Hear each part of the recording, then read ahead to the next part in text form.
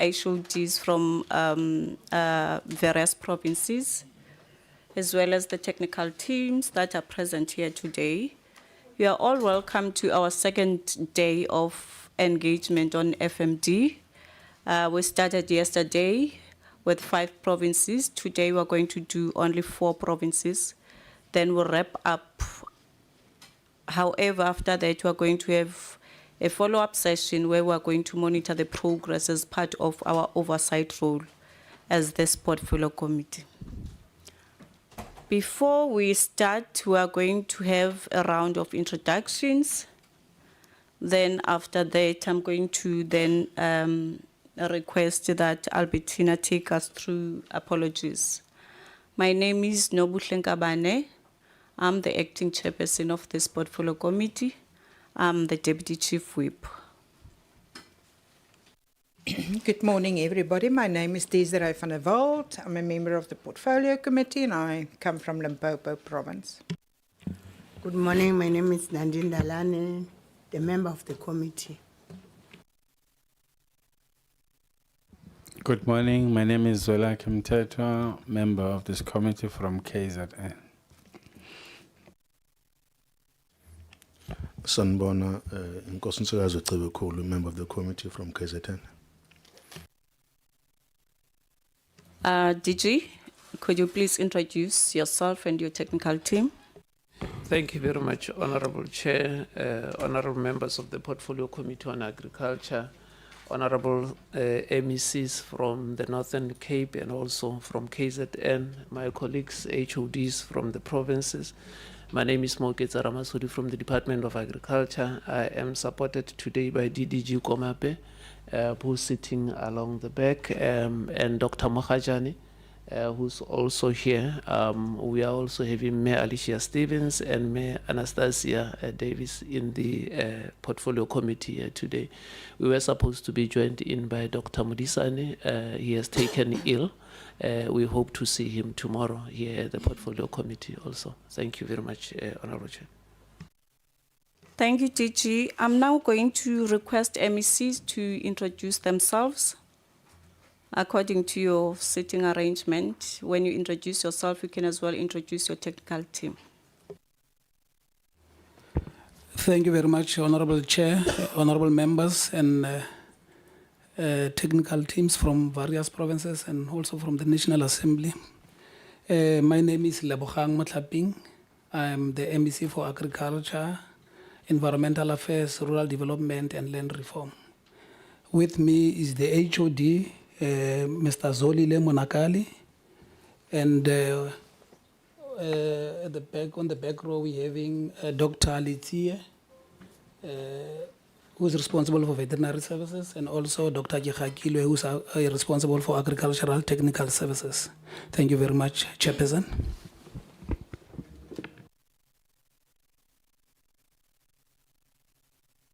Yes, Honorable Cebekulu. Okay, thank you. I want to just to establish from the MEC from which province, because you only just know the province. Yeah, thank you. My apologies, Chairperson. I'm from the Northern Cape province. Thank you. KZN. Good morning to honorable members and good morning to the MECs, HODs, DG, and all the team. I'm MEC Kamadlupa Mtetwa, MEC for Agriculture and Rural Development in KwaZulu-Natal, and I'm accompanied by Dr.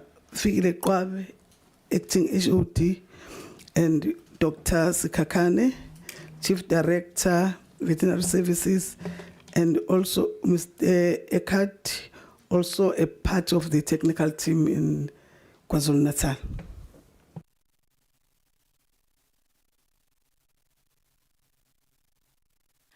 We are now going to allow our HODs to introduce themselves together with their technical teams. Start with the Western Cape. Good morning, Honorable Chairperson and Honorable members of the committee. Mohale Sebopetsa is my name. I'm the head of agriculture here in the Western Cape. I'm joined today by Mr. Paul Rockman, who's the acting DDG for Agriculture Research and Regulatory Services, and also overseeing the work of veterinary services, and also the Director for Animal Health, Dr. Magatla, is also joining us today. Thanks, Chair. The Eastern Cape. Honorable Chair, honorable members, honorable MECs, DG, HODs, and colleagues in the meeting, good morning. My name is Wiseman Kokwana. I'm the acting HOD for the Department of Agriculture in the Eastern Cape. Honorable MEC Konziwe sent her apology. She had a prior commitment, so she sent me, and I'm accompanied by Dr. Cebisa Mngeta, who is the head of veterinary services in the province, seated next to me. Thank you very much. Thank you so much for your introductions. I think it's very important for me to indicate that the minister as well as the DM, they were here with us yesterday. However, today they have other commitments that they had to attend to. I'm now going to allow you, Albertina, to take us through apologies. Thank you, Chair. Good morning, Chairperson. Good morning, members. MECs, HODs, DG, our guests and everybody, my colleagues. Good morning, everybody. Chair, we've got the apologies as indicated yesterday from MP Davids, MP Mkongi, MP Iris, MP Sukwati, MP Nana. Chair, today we've got apology from Mr. Trolby. Mr. Trolby is going to join the meeting a little bit late. He is with the impeachment committee as from now. MP Mkutama is also with that committee. Chair, we also received, as indicated yesterday, the apology from the minister, and the DM is also also apologized for today as she was not feeling well. Chair, the MEC for Western Cape, Dr. Meyer, and MEC for Eastern Cape, Ms.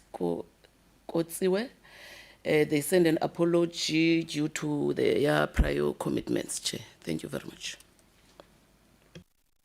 Thank you so much. I just want to get a sense from honorable members if do we take those or do we accept these apologies? Honorable Tebekulu.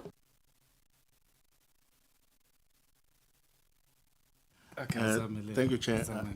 I stand to accept all the apologies that have been tabled before the committee. Thank you. Thank you. Any second honorable members?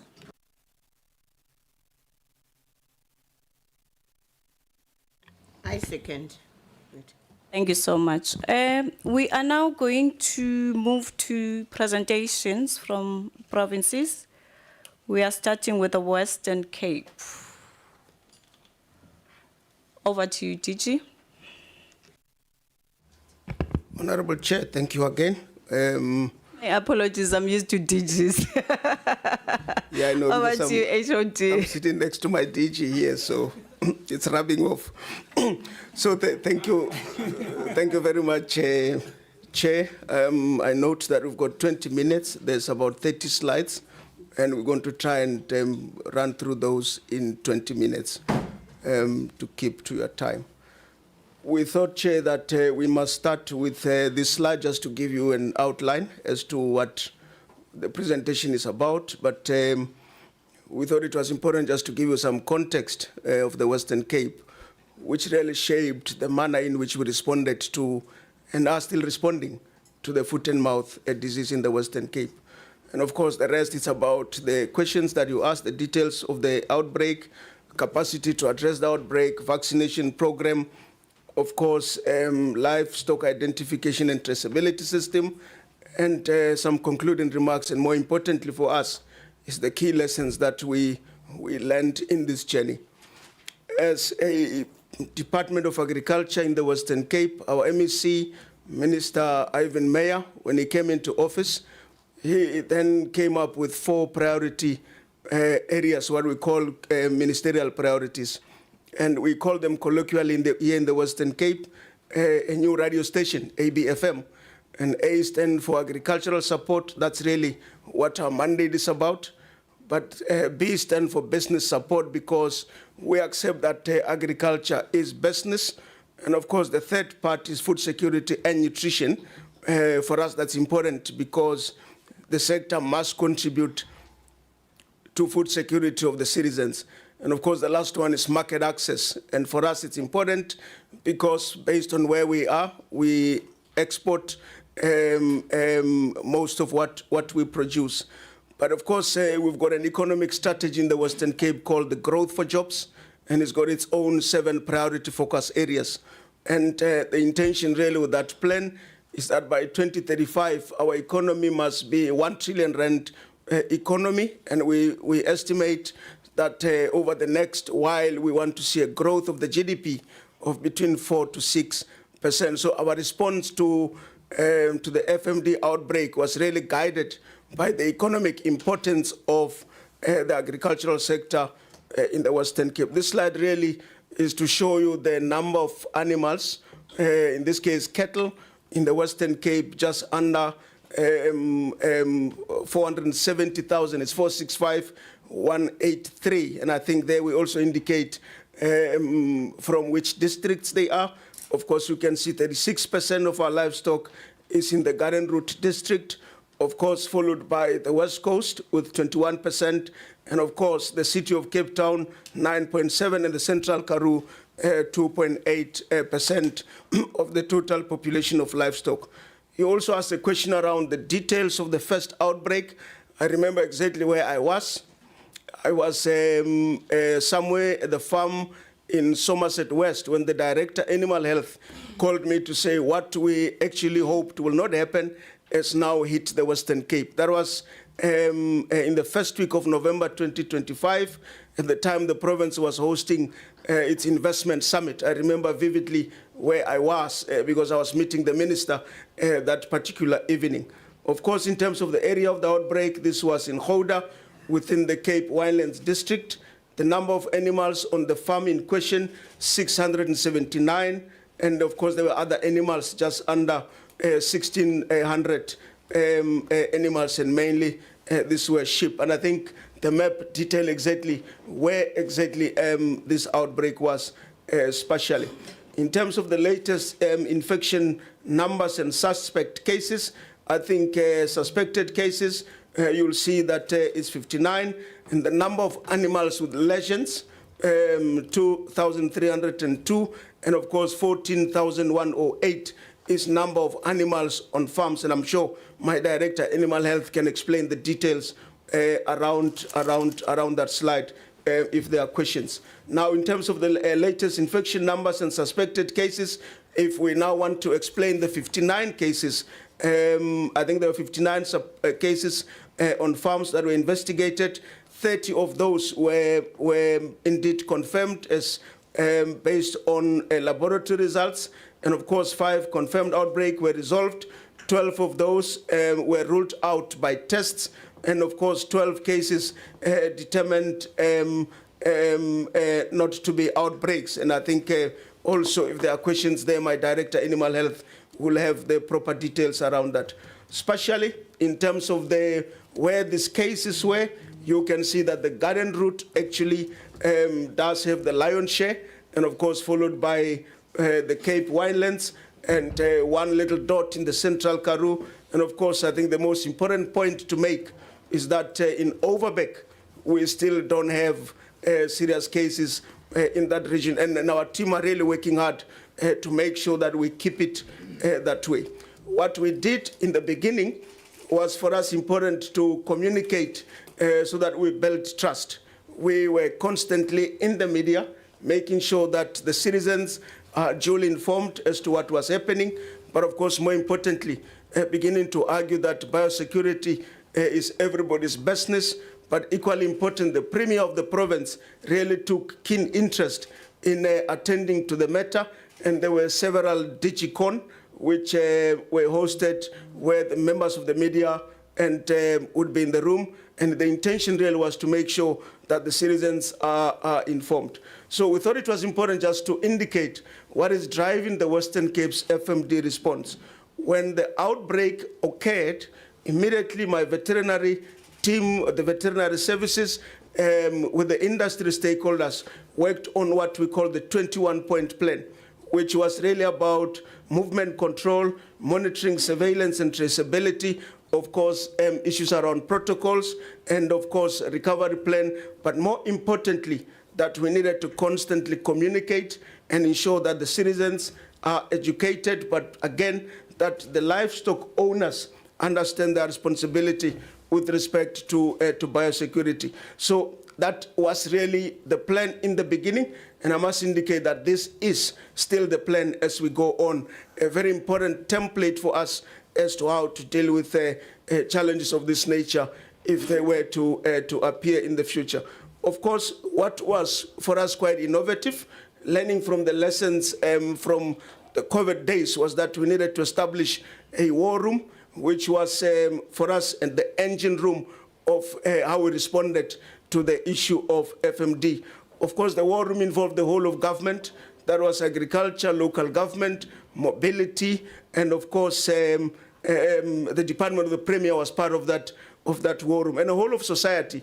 And for us, that was important. The farming community was part of that war room. And I must indicate, Chairperson, that since the month of February 2026, we have met every week, if not every second week. In fact, yesterday, we had a meeting with the industry again, where we take stock of the progress that we are making. For us, it was important to involve the stakeholders, and in particular, the farming sector, to drive the interventions, because for us, government alone cannot solve the problem. So we worked with everybody, and we allowed science to lead which direction we took in terms of those vaccination. These are some of the pictures that really is really to paint a picture of really what happened. The picture at the center is right at the Disaster Management Center, where the Premier of the province really took charge, together with the Minister of Local Government and the Minister of Agriculture, Economic Development and Tourism. It was at this meeting where decisive action was taken as to how we're going to respond to that.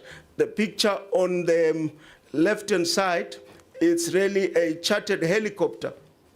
I must say that this was as a result of ShopRite coming to the table and saying we want to help. The vaccines were released at OBP by my colleague, the Director General, and his team, and ShopRite said we want to step up. And immediately that day, they chartered a helicopter, and we received those vaccines around 2000 hours that evening. The picture on the extreme right is really again another event that was again courtesy of the private sector to make sure that once these vaccines are received, we're taken to a provincial veterinary laboratory, again to ensure the integrity of the value chain, the cold chain. Again, the picture in the middle of the two wonderful ladies. This is the Director Animal Health and the acting DDG for Agriculture Development and Support Services.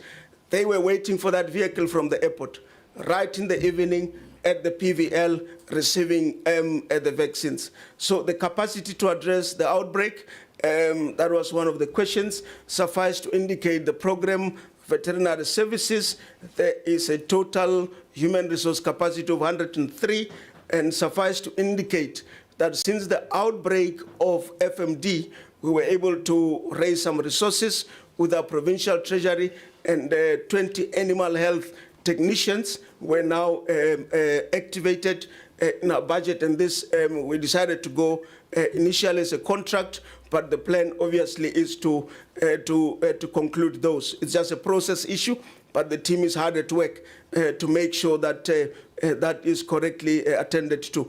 Of course, we do have mobile handling facilities in all our regions, and all our field staff do have vehicles to get to the areas where they needed to do the work, and there are simply no limitations because we understand we are dealing with a war. And when you deal with a war, you need to release all your resources to deal with the war correctly. Of course, cold chain, it's supported obviously by the provincial veterinary laboratory. Some of the pictures really indicating what happens out there. Some very important point to make is that we also enlisted the support of the private veterinarians who from day one were part and parcel of the work that we are doing. Of course, that is just to indicate the provincial vet laboratory, but also how when vaccines are received, they are stored before they are released to both our state veterinarians as well as private veterinarians. Western Cape vaccination program, I think these are the details that the chair and the members have asked in terms of what was received, when was it received, and the quantity. Suffice to indicate that we're sitting at 547,000 and few doses that had been received. I got a WhatsApp yesterday. I think we'll be receiving another 50,000 thereabouts, and that thanks to the DG for allocating that. So the details, if so required, my director for animal health should be able to articulate that. One thing we did in the beginning was to, we made a decision that as we run this process of vaccination, we are going to need to inform the public. So the public can at any time go to our website and check how far what is the progress that we're making. This is available to anybody that wants to know what progress we're making. When the whole vaccination drive was started, the agenda was we needed to hit 80% by the end of the year. Based on the facts that we have on our disposal, we're currently at 79%. That's with primary vaccines. And I think we're sitting between 13 and 15% with the booster vaccines. Again, that is to show the map where these things are happening. As of the 31st of July, which was last week Friday at 2 o'clock, we were at just under 429,000 combined, both primary as well as booster vaccines. This just to indicate in which regions this vaccination had taken place and who conducted the vaccinations. This slide really is just to articulate the point that was made above in terms of the districts, the number of vaccination, primary is 367,000, and the boosters, we're sitting at 61,689. Of course, you'll see that we don't have boosters yet in the Overberg region. We're still with the primary dosages. But of course, if you follow the scientific development of the disease, that area is still a clean area. This again just to demonstrate what was explained above in terms of the cattle vaccinated, the primary vaccination, and against the baseline, which is just under 466,000 animals in the province. There was a question again about the species. I think that also indicates the commercial sector, the bovine, the caprine, and the ovine, also the same in terms of the subsistence farming. I do want to make a point, though, that if you look at the total at the bottom, is 428,657, not 429. I must indicate to the committee that I'm fully aware of the differences. It's around the time at which the data was drawn from the system. I can tell the members, Chairperson, that if I was to draw this data now, these numbers will be completely different because progress is being made. Again, vaccination program, the vaccine losses, we estimate that there would be about 5% losses as the work proceeds. Of course, the causes of losses would be open vaccines must be used within specified time frames, increased wastage with smaller heads, of course, difficulties of gathering animals in some areas, and of course, spillages when vaccine is prepared and when it's to be administered. Of course, we'll do the best we can to cluster heads where it is possible, but I think it's also important to accept that we're dealing with human beings as well as animals. So it's important that we coordinate those issues. This slide, I've asked my director for animal health just to talk to it so I can get some water. Dr. Magatla, please. Good morning, Honorable Chair, honorable members, the MECs, DG, and the HOD. That is the slides. We had a question on the use of LITS, the Livestock Identification and Traceability System. Western Cape is committed to the use of LITS. All the animals which are vaccinated by our officials are identified by LITS compatible tags, and they are recorded. We currently have requested CSIR to assist us with their files or to change our files so that we can enhance our list version. There are problems sometimes with accessing. That is why we have spoken to CSIR. We have problems at some stage on uploading the information there and then. Those files are kept aside, and we will integrate them immediately with the LITS system. There are other programs which are used within the Western Cape, like Agri-Western Cape is using AIMS, and commercial farms are using their individual tag system. All those, when we vaccinate, we take a list of all those cattle, and we've got the list of their individual tags, and we align them to our in-house system. The in-house system is made such that at a later stage, again, it will integrate with the national LITS system. The challenges which we have is, as I've already mentioned, there are usually problems with using the system per se, as it is a new system, and those are still being investigated between CSIR and Western Cape. And we usually have problems with mainly small-scale farmers. They don't like giving their ID numbers.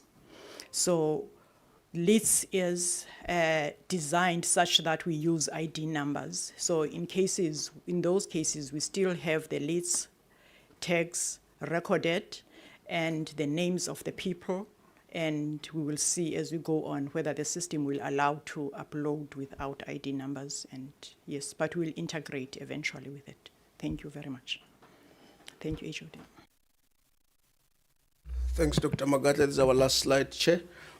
It's really the lessons that we learned. Obviously, for us, the fact that we acted early, but also collectively with the whole of society was for us quite important, that together we developed the 21-point plan.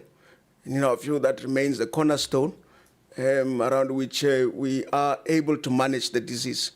We think we containing it, and we think that early collective action was quite positive. The second point, I think the lessons from the chairperson, the COVID days, the war room, which I was privy to be part of in the Western Cape. I think that approach really helped to ensure that we let science guide where we're going, not what we want to do, but we use our scientists to guide us as to what needed to happen. But of course, we collaborated, and we were quite transparent as to what we were doing. And I think that helped us to build the confidence and the trust that we have with our stakeholders.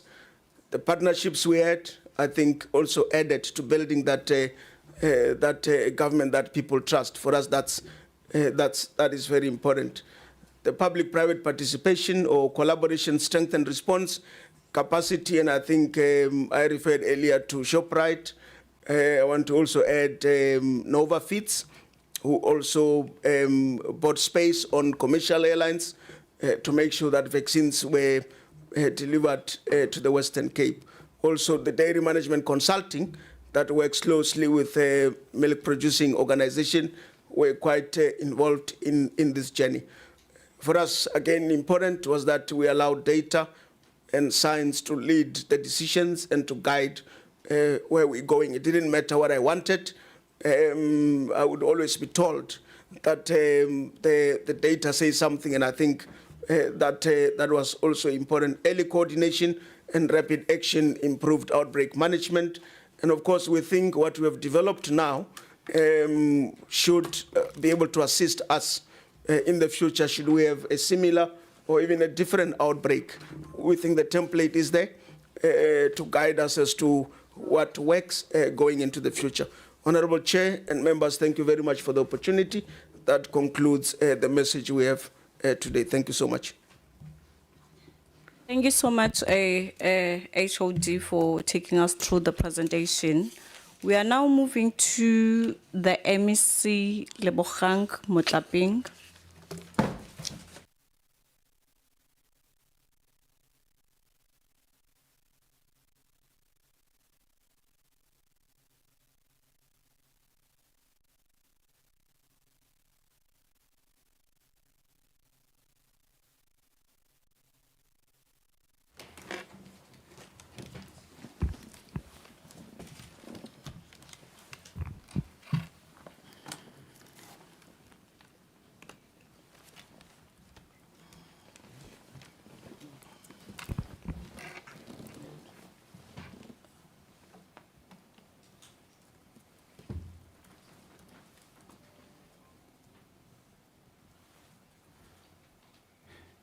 Thank you.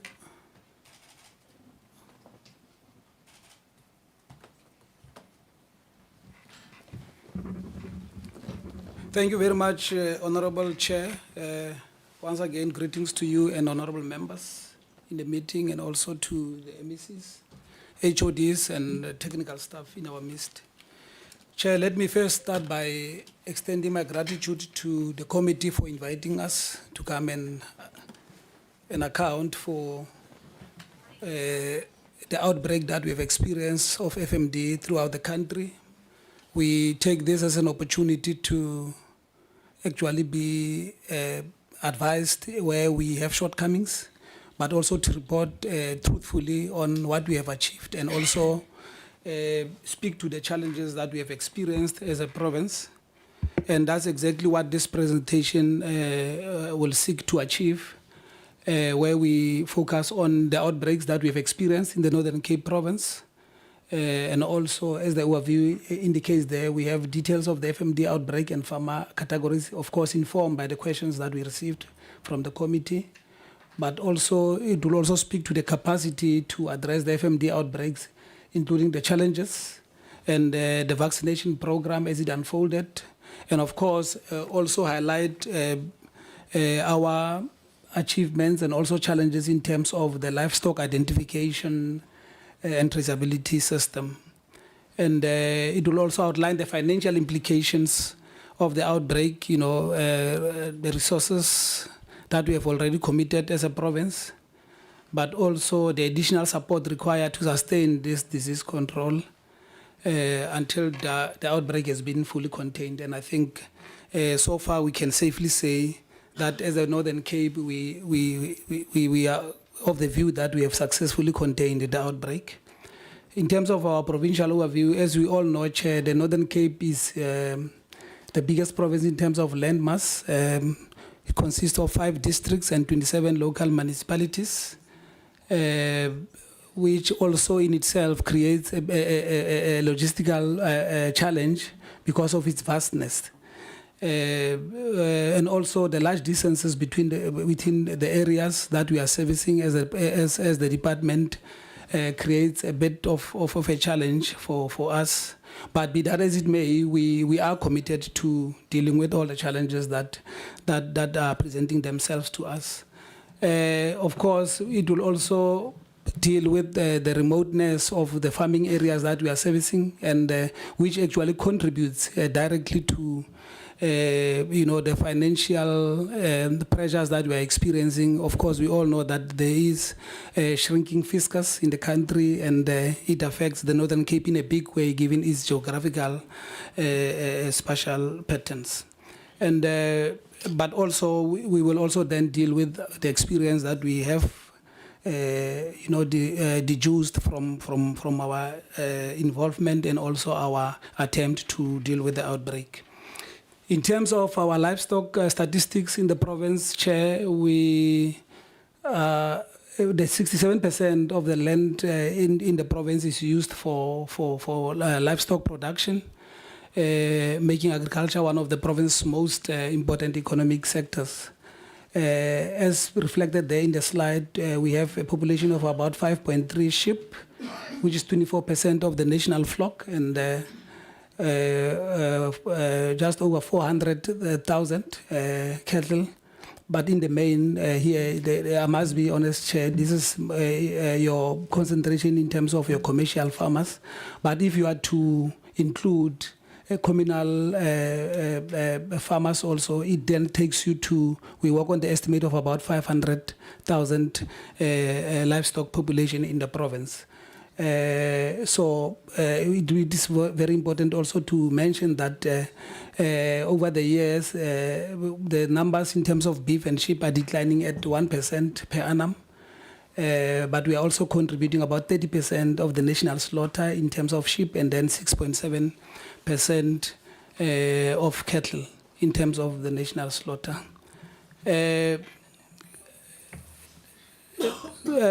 So the estimates by Stats SA is that we have, like I said, 406,943 commercial cattle in the province.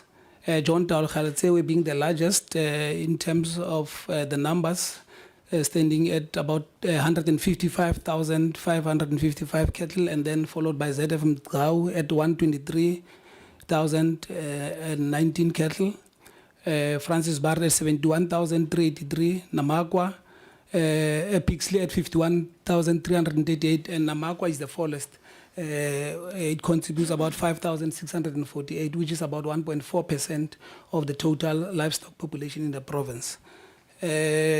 So, Chair, the first outbreak in terms of the FMD, we were informed of a suspect case on the 7th of February 2026. And by the way, before that, Chair, the Northern Cape was the only province that did not experience any outbreaks up until early this year. But be that as it may, we were always au fait with the fact that at a point we have to plan as if we are having a problem already in our hands. So we were not complacent with that. We always tried our level best not to be complacent, but to plan for any eventuality. So this suspect case was then confirmed on the 8th of February. On the 10th of February, after the samples were then given to Honors the Poor Laboratory. And on the 11th of February, we issued a media statement through the office of the Premier confirming the outbreak. But the outbreak was only about one cattle that was affected at that particular point in a place called Coxkraal. And we then started embarking on a process. The slides there indicates the numbers in the affected areas, where 708 cattle were clinical lesions consistent with foot and mouth, and also 293 were from cattle grazing on the same property, 1,300 cattle on neighboring farms. And on the same farm, we have 90 stud cattle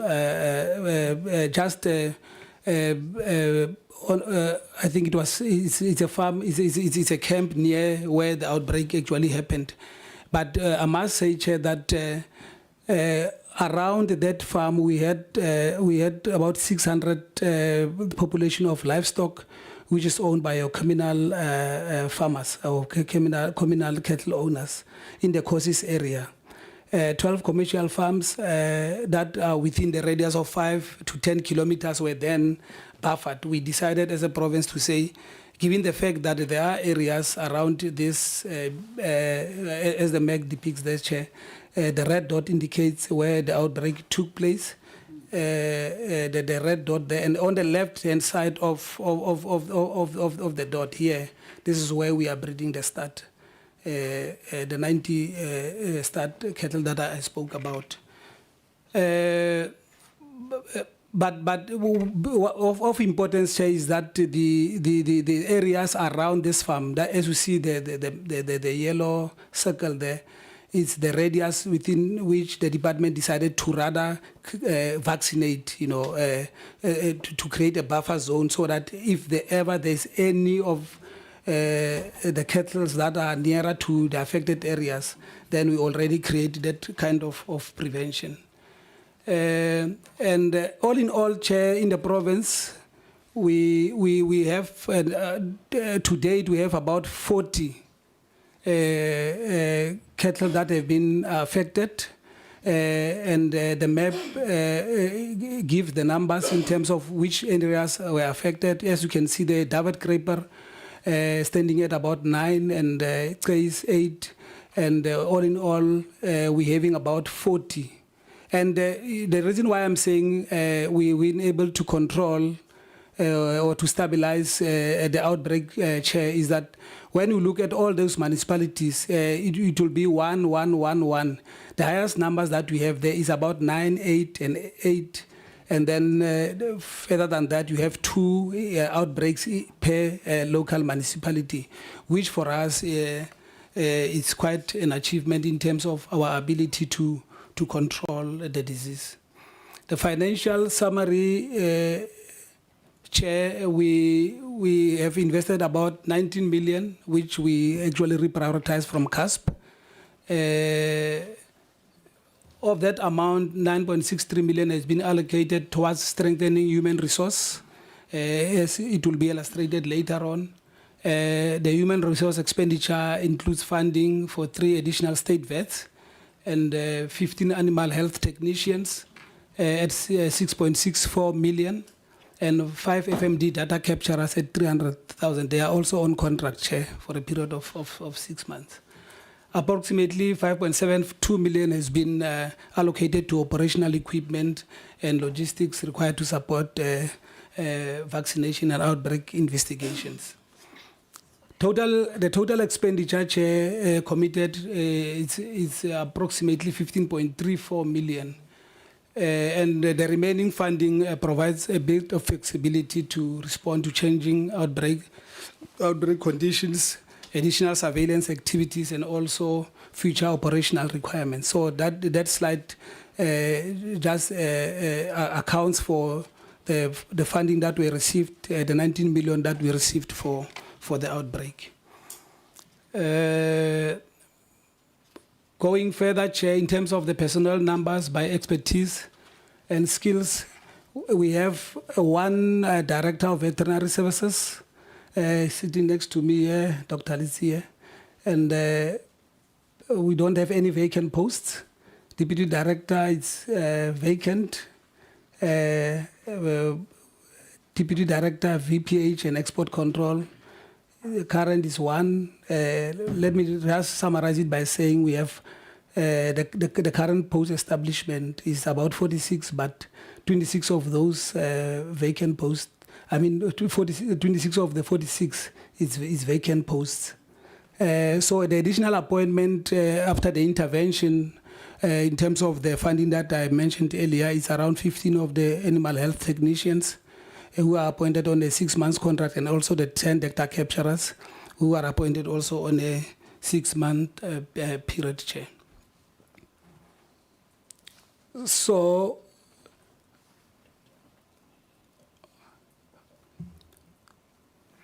yeah, so Chair,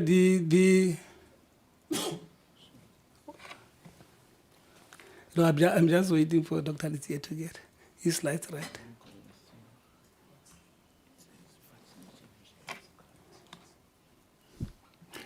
Okay, Chair, let me continue. So the vaccination program, Chair, began with a vaccination emergency supply of 573 doses from the ARC, and these doses were used immediately following confirmation of the first outbreak. So all of those doses were used. Further 251 doses of BVI were administered during the early stages of the outbreak. And this additional emergency doses helped to the initial disease containment processes. The largest contribution came from Bioftagen at 119,432 doses. After Dol, 95,290, BVI 251, and the ARC vaccination is 573, like we said, Chair. The infrastructure for the vaccine and the storage and handling. The department chair, obviously given the fact that these vaccines need to be stored within particular conditions and temperatures. The department identified additional infrastructure requirements to strengthen vaccine storage at strategic state veterinary offices throughout the province. So we procured refrigerators to achieve this at a total cost of about 83,394. We also procured hybrid inverters, given the electricity disruption that we sometimes experience, and a further 12 lithium batteries at a cost of 193,000, and 12 freezers units with batteries and chargers were also procured. This is to make it possible also for mobile services that we are actually giving to our communities. The total infrastructure investment is about 721,556,070 cents. In terms of the total cattle vaccinated per district, Chair, that is where we stand. Francis Bart, we are at 85,359. John Taulagaitsewe, 89 is the highest at 89,770. Pixley, 33,439, and ZF, 6978. Which brings us to the total of 215,546 vaccinated heads. So, Chair, what becomes important here is that if you look at the total vaccinated number of livestock, it is very clear that we don't have Namakwa appearing in the districts that were vaccinated because we don't have any outbreak in that district. The only districts that were affected is the 4 districts that I mentioned, John Taulagaitsewe, ZFM, Pixley, and Francis Bart district. So that is the vaccine distribution per farmer category.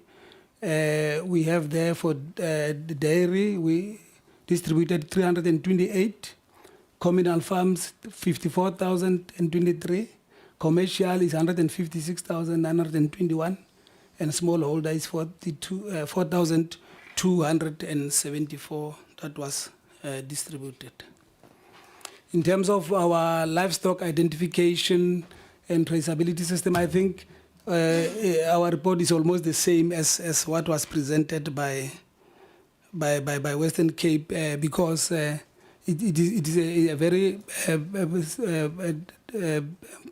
not very problematic, but in an event where you vaccinate, some of the farmers already have tagged their livestock, so they wouldn't want to have too many tags on the ears of their livestock. But what then happens is that as a department, we do keep the data of the number of cattle that we have vaccinated, so that it does speak to the doses that were given to those particular districts. The province procured about 180 late-year tags at a total cost of 5.1 million, and with the applicators and all those other equipments that you need, 22 electric stick readers at the cost of about 389,400, and then bringing the total procurement cost to 5.6 million in terms of the livestock identification and traceability system. In terms of the meetings and engagement, we have established structures, Chair, a communication program to ensure that all stakeholders receive the information and also become part of this program and also are informed about what is happening in terms of the FMD outbreak and also the achievements or the challenges that we are experiencing. On a weekly basis, we have an update meetings every Wednesday where the state vet will report on new outbreaks, if any, and the vaccination process, surveillance activities, challenges, and also the resource requirements, if any. The Joint Operation Committees also is held every Thursday, which is then responsible for coordination of your operational activities, allocate resources, review outbreaks, investigations, and also monitor implementation of action plans. Interprovincial meetings also take place every Friday between the Northern Cape and Northwest. Remember, there's an area in Northwest called Lona where there was the outbreak. They had many cases in terms of the FMD outbreaks. So we had to really intensify our coordination, interaction with that province. But also when you go to your Francis Bad region on the Pokwane area, also that you really need to make it a point that there is proper collaboration or that interprovincial kind of engagement to ensure, because the livestock in the Northwest can go into the Northern Cape at any given point, and then the following day back in the Northwest. So you really need to have that kind of interprovincial engagement with that province. We are also, Chair, conducting our media briefings through radio interviews. Dr.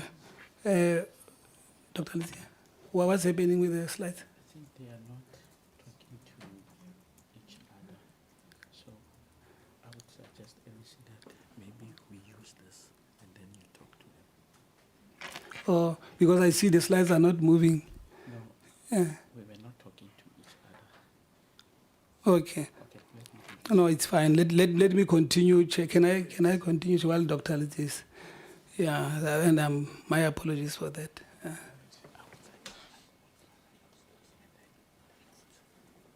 Yes. All right. Thank you. Okay. Can I? Is that?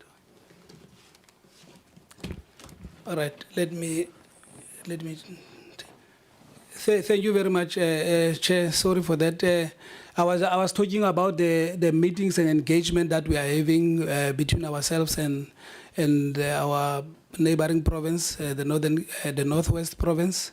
And I already mentioned that we have joint operations committee meetings every Thursday, but we also have interprovincial meetings that happens on Fridays, and also other meetings such as your Prof joins, provincial disaster management and district disaster management meetings, because this FMD outbreak happens in local municipalities, so it becomes very important that they be informed about all the developments that are taking place within that space.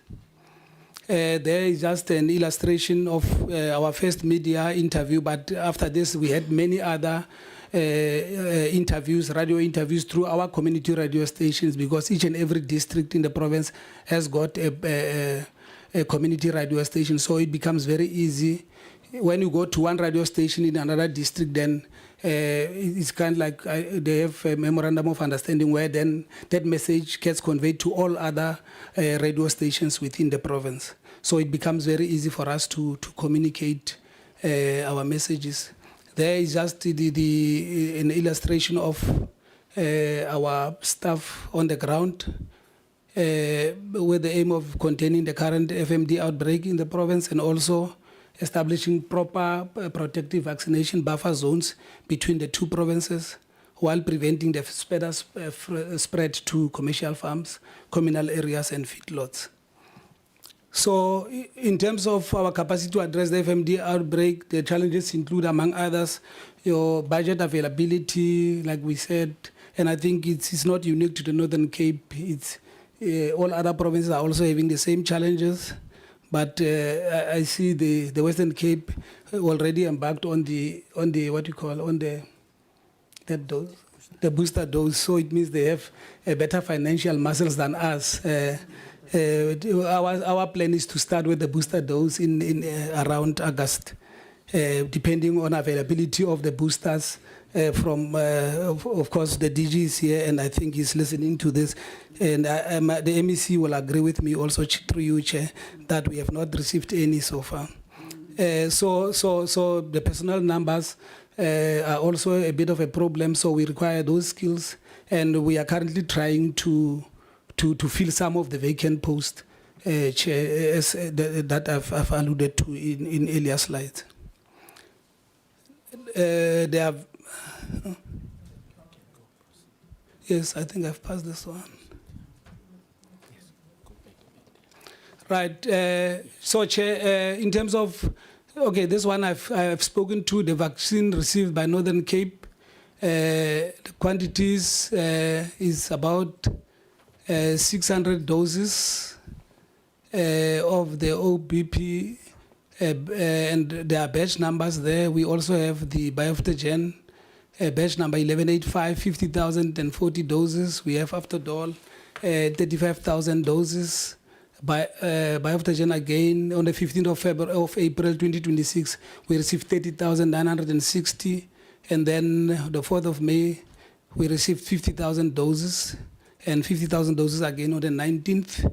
That is Aftodol, and then Bioftogen again 11 June, about 66,960, and then 6 July, we received Aftodol 50,000 doses. So the total number of doses received in the province is about 333,560.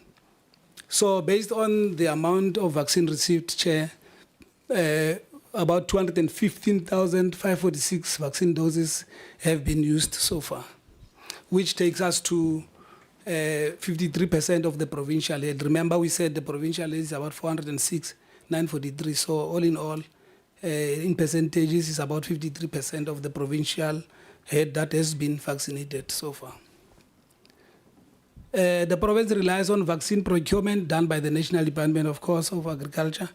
And like I said, we are hoping to receive more because we can attest to the fact that there is stability within our province.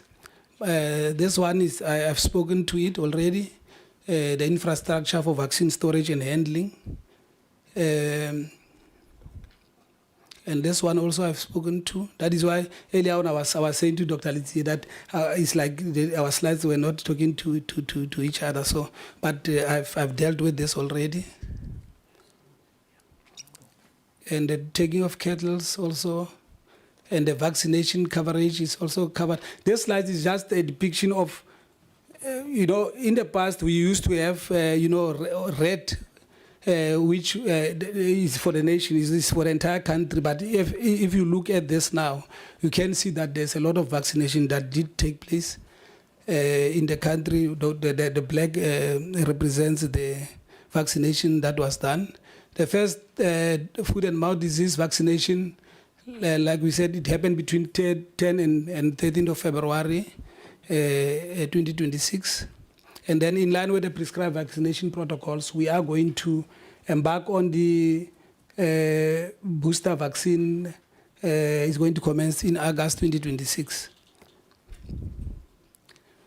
Chair, a comprehensive assessment of vaccine losses and wastage will only be possible once the current FMD vaccination campaign has been completed.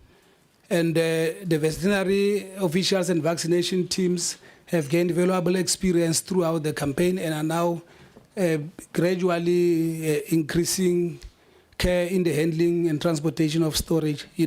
When something starts, you are bound to commit a bit of mistakes. There will be some weaknesses, but as you go on, you start to master what you are doing, and so that's exactly what happened here with the FMD outbreak.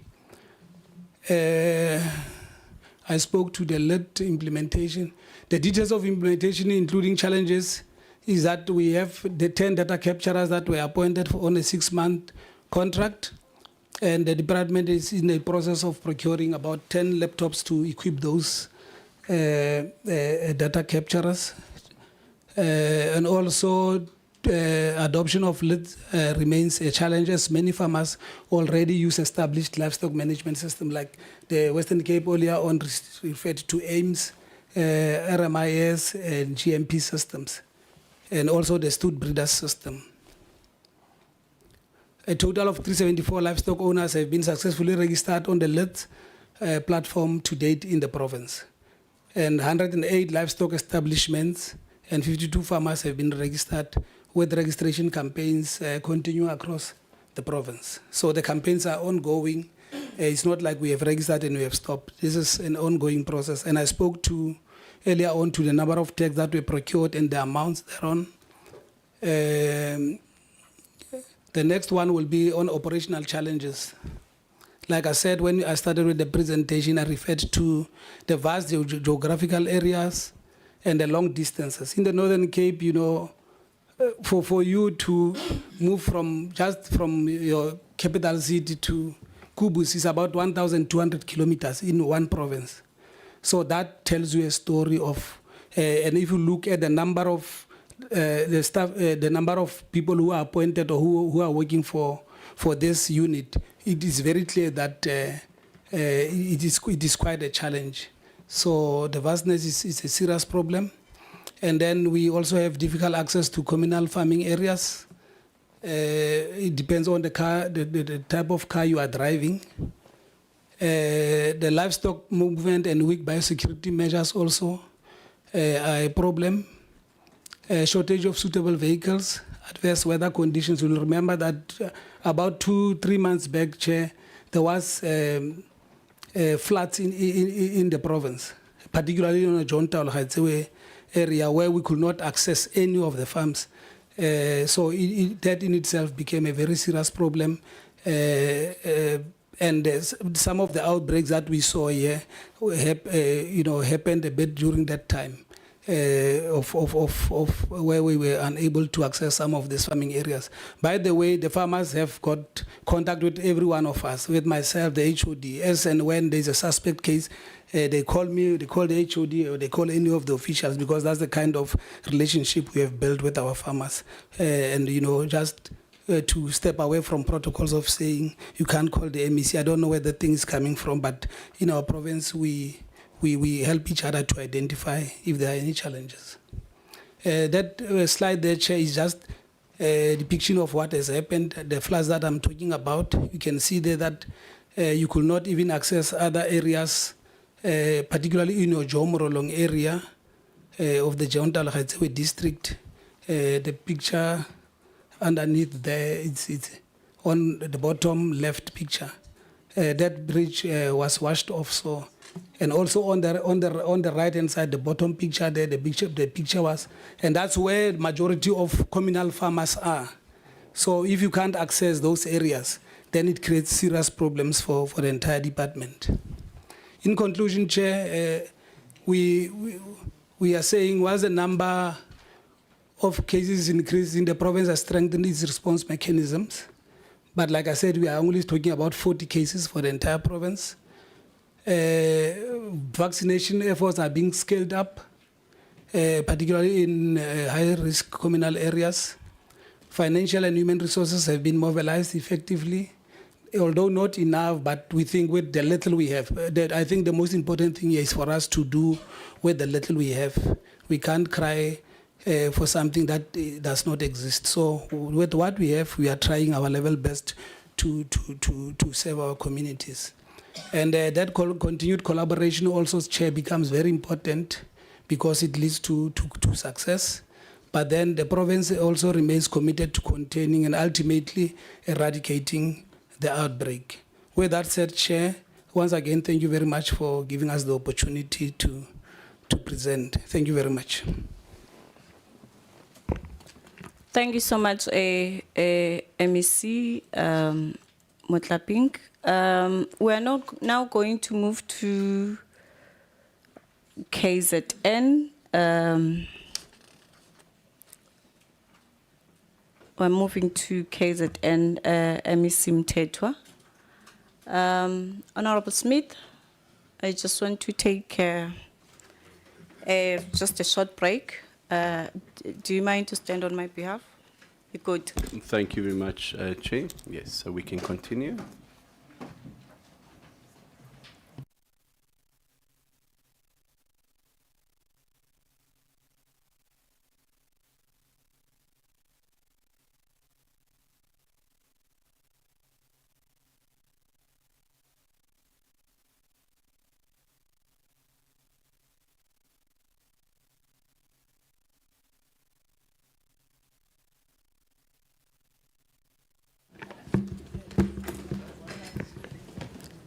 Thank you, Honourable Continue. Chair. Thank you.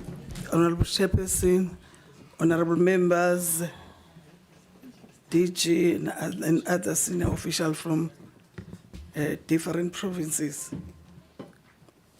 The presentation aimed at appraising the honourable members of the Portfolio Committee on Agriculture regarding intervention and implementation of FMD vaccination in KwaZulu-Natal. The foot and mouth disease outbreak has triggered a profound socio-economic crisis in KwaZulu-Natal, deeply straining the provincial economy, rural communities, and agricultural network.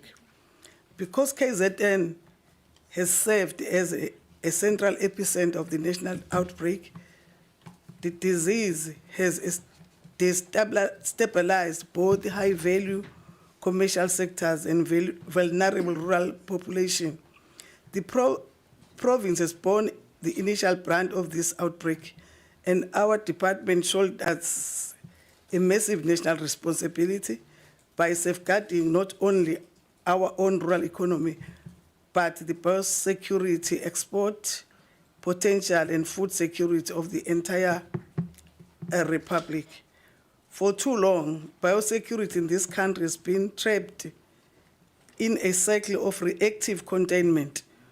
We waited for the fire to break out, and then we rushed to build the wall around it, while our farmers suffered. The province has fundamentally broken away from that passive model. We are now executing an aggressive, structured MECs vaccination program. I think I want to say that KwaZulu-Natal is very unique in the treatment of this FMD because every district was affected. Every farmer in KwaZulu-Natal was affected. Even if you have 3, 4, was affected. Following that, we have already currently not waiting for the virus to move now. We are moving ahead of it by systematically vaccinated and ear-tagged our 2.5 million cattle head. District by district, we are replacing panic with permanent protection. We have already vaccinated currently over 1.6 million doses into 9 districts. This is how we secure our borders, protect our livelihood, and guarantee South African food security. South Africa has lost its FMD-free zone without vaccination status from the World Organization for Animal Health in 2019. Following this baseline drop in national biosecurity, the current crisis formally began in May 2021, when the SARS-2 virus strain was detected in the northern part of KwaZulu-Natal province. The virus was originally driven into the province by illegal animal movement, originating from infected areas within the country. Disease management area was established in 2021. However, the high density of shared communal deep tanks, communal grazing systems allow the virus to circulate continuously. Because isolated cases continuously escaped early controls, the National Ministry extended the official DMA boundaries in March 2025 to encompass a massive inter-district footprint, including newly detected active clusters stretching all the way to Amajuba.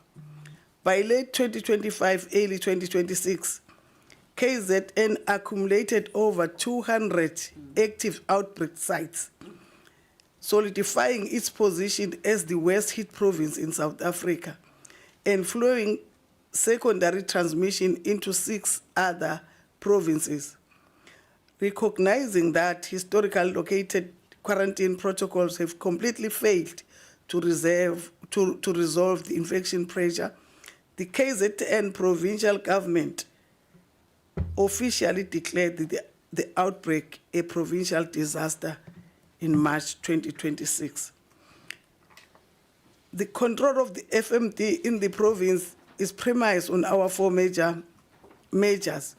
But before going to that, I want to say, when the Premier declared the disaster in the province, we then went out as MEC champion in each and every district, set up some committees where the Premier and every MEC were telling people the importance of cooperating and working together with the department. And we got a buy-in from all the farmers and all the commercial farmers as well. And then as from there, we had some contact with the communities, and we agreed that we will work together to make sure that we do something about that. And then we put the following control measures then. We all agreed that we must look at the movement control, surveillance, extension and community engagement, and vaccination. Then we prioritize those 4, and these 4 control measures have been utilized since the start of the outbreak in 2021. The approach of the province has been signed with the national strategy, which advocates to control FMD in South Africa in a 7 to 10 period. The content of these 2 approaches will be discussed simultaneously, bearing in mind that the control of FMD is South Africa by law, is guided by policies and guidelines drafted by the National Department of Agriculture. The control of the current FMD in South Africa, and indeed KwaZulu-Natal, is then guided by the expanded and integrated National FMD Control and Eradication Strategy. The strategy has got 4 phases: stabilization, consolidation, vaccination withdrawal, and national freedom. The expanded and integrated National FMD Control and Eradication Strategy has got 4 phases, which is stabilization, consolidation, vaccination, withdrawal, national freedom. Currently, we are in the first phase of stabilization, and I can proudly say that we are seeing signs of stabilizing KwaZulu-Natal. The 4 activities are being undertaken during the stabilization phase, that is mass vaccination, intense surveillance and monitoring, enhanced movement control, increasing the diagnostic capacity. The KZN max vaccination is to vaccinate at least 80% of the province cattle head, estimated at 2,400,000. The provincial mass vaccination campaign officially kicked off on the 26th February 2026 in the Uku district, directly following the formal declaration of the FMD provincial disaster. This means that when the second booster phase commences in late August, early September 2026, the rollout will be returning full cycle to Uku, Herikwala, to reinforce the very first heads that received their initial jabs 6 months prior. The province has undertaken 1,567,971 vaccination as of 26 July 2026, and vaccination are ongoing in Lembe and King Echwa district. This represents a vaccine coverage of 55%. A total of 247,000 dairy animals received booster vaccination, especially those for commercial farmers. Then down there you can easily see the district that we have covered and the animals that have been vaccinated, and then number of dipping tanks, because this one also helped us to know exactly how many dipping tanks do we have, how many animals do we have in each dipping tank, so that we know how, when we request, we know exactly how many cattle do we have in KwaZulu-Natal. Down there, you can see coverage, vaccination status in district, municipalities. Then the green one is showing where we have already vaccinated. And there is also a proportion of FMD vaccination done by state and private role players. More vaccination have been done in communal cattle. It's like 60% now. And attention is being currently directed towards commercial beef farms that are reflecting a low rate where they are showing that they are at 6.1 coverage. The campaign is currently at Ilembe District and King Cetshwayo, and the department is deploying to various dipping tanks a total of 30 vaccination teams per day. We have a total of 52,760 animals in Ilembe and KTC have been vaccinated, KCT. When you look down there, we can easily say is surveillance and vaccine monitoring and the movement control. That is how we are able to see what is it that is happening in our province. Then the vaccination rollout extension and community engagement.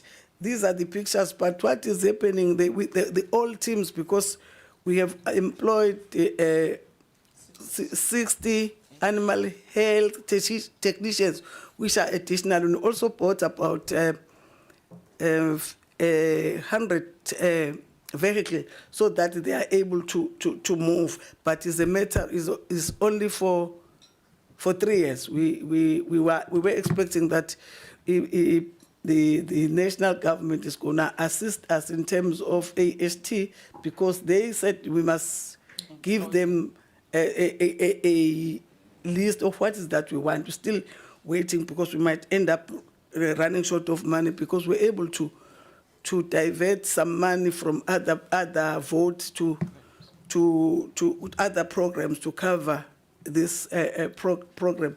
We have spent about 38.6 million.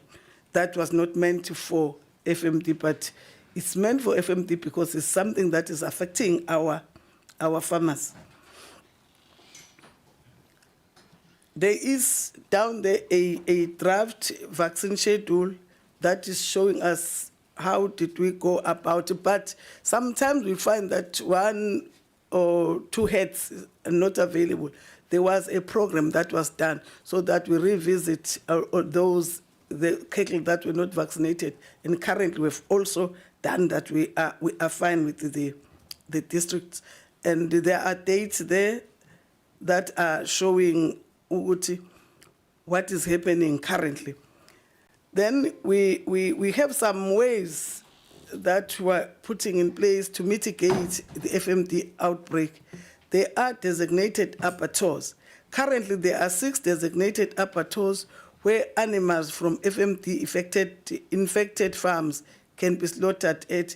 These are Current Beef, Faze, Glencoe, Daniel, Boston and Dalton, but we are also finalizing a Bambanana abattoir, which is also going to be assisting in this part. We're doing also the application so that it meets some requirements that are required. Then there is also a budgetary requirement, a budget of 725 million is required for effective control of FMD in the province, but that is over a period of 5 years. The KZN has provided some funds by reprioritizing within the department funds.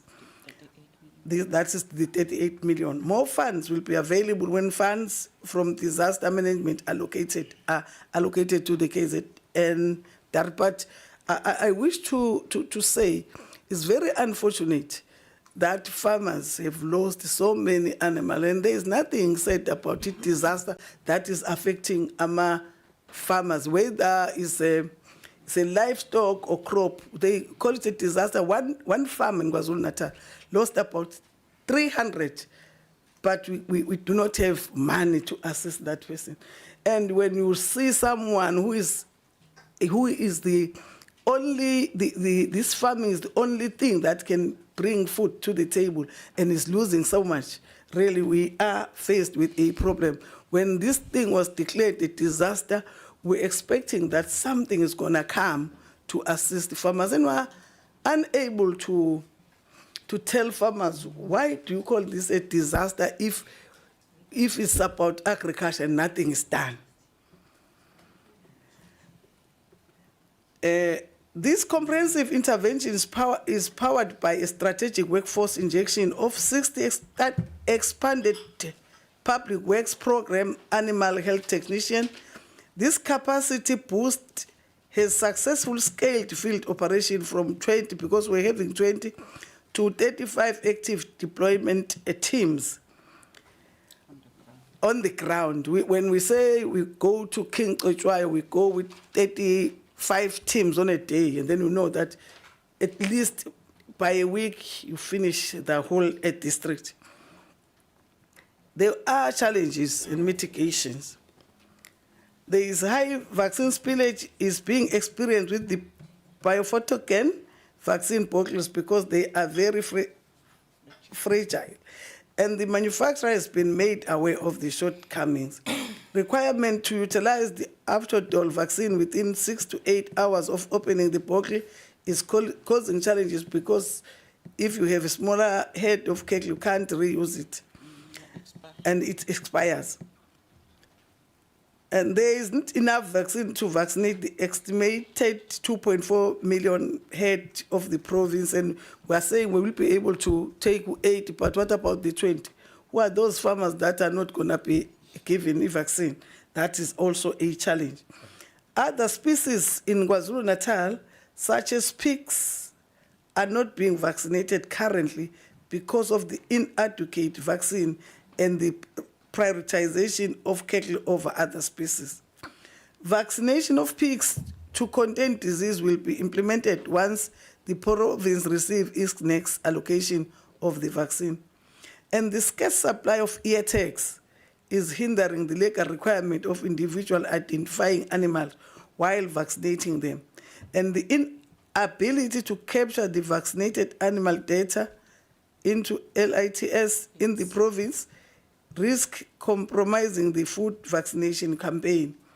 Unavailability of budget hampers the effective control of FMD in the province. KZN DART is using its limited budget to fund the operation on the ground. This is when we go to, vigorously go to the district, you need to have some bookings for the staff, the SNTs, for the staff. Then you will end up, if you want to be as fast as the disease moving around, you need to have more money, and we do not have money for that.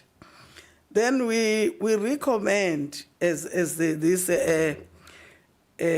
Department of Agriculture in KwaZulu-Natal, recommend that the honourable members of the Portfolio on Agriculture note and support the efforts that KZN DAR is implementing in control the foot and mouth disease in the province and country at large. And we also recommend that when you go and sit with the minister or whoever, really plead for all the provinces to be given enough money so that they do that, they do what is expected of them, especially when we want to be fast, but we do not have resources. We can't do what we think will assist us. And lastly, thank you for inviting us, because we hope that together with the different MECs and the portfolio, we can make a national government to think of the disaster and assisting the farmers, especially those that have lost so much. Thank you.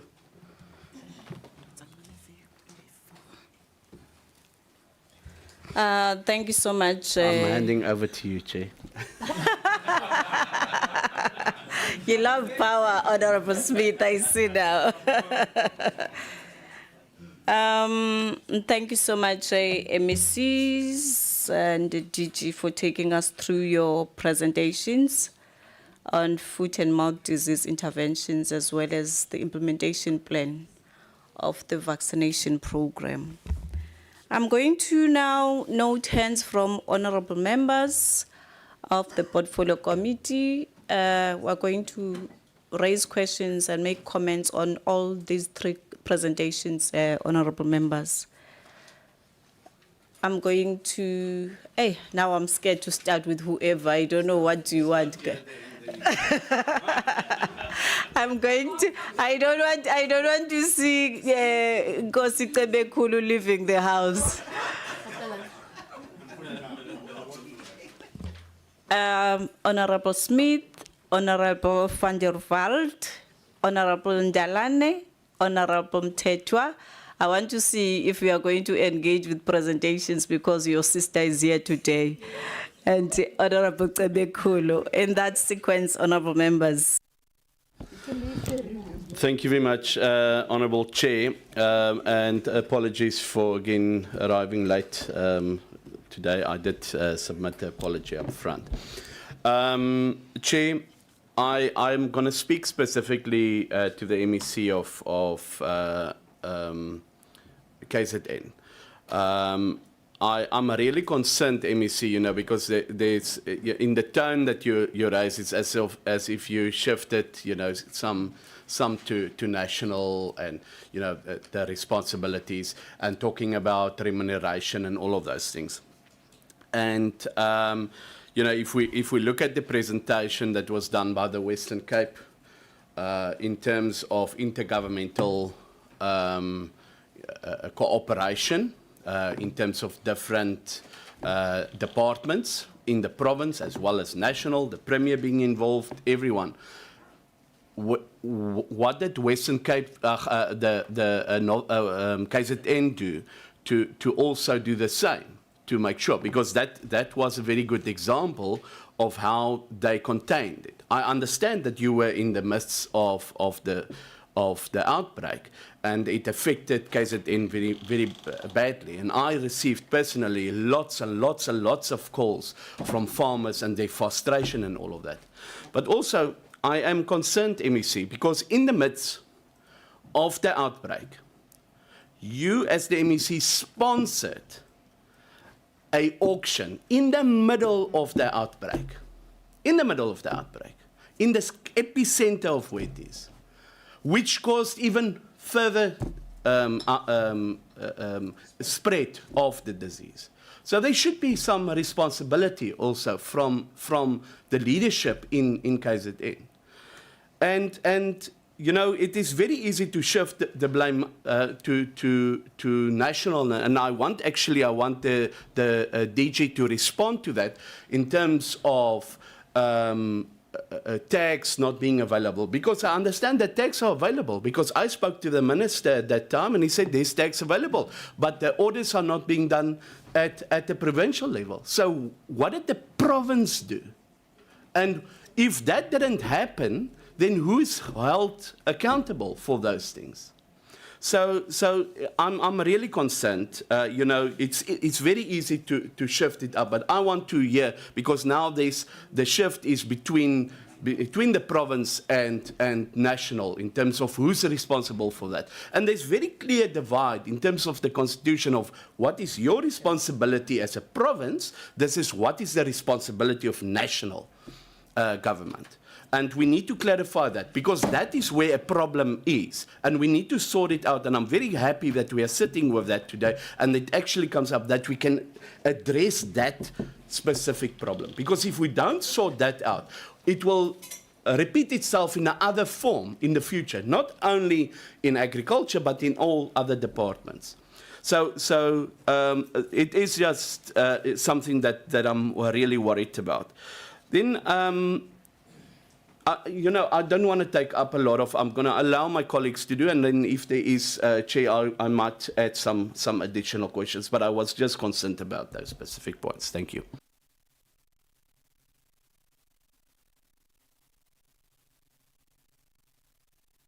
Yeah. Chair, thanks for the opportunity. On KZN, I'm not going to add really anything. I have the same concerns. And if I must say, if you listen to what the Western Cape did, and you should tell us, where's your stakeholders and your whole of society? Where's your premier? Where's whatever you should have done? Who did you reach out to except the DG or the minister?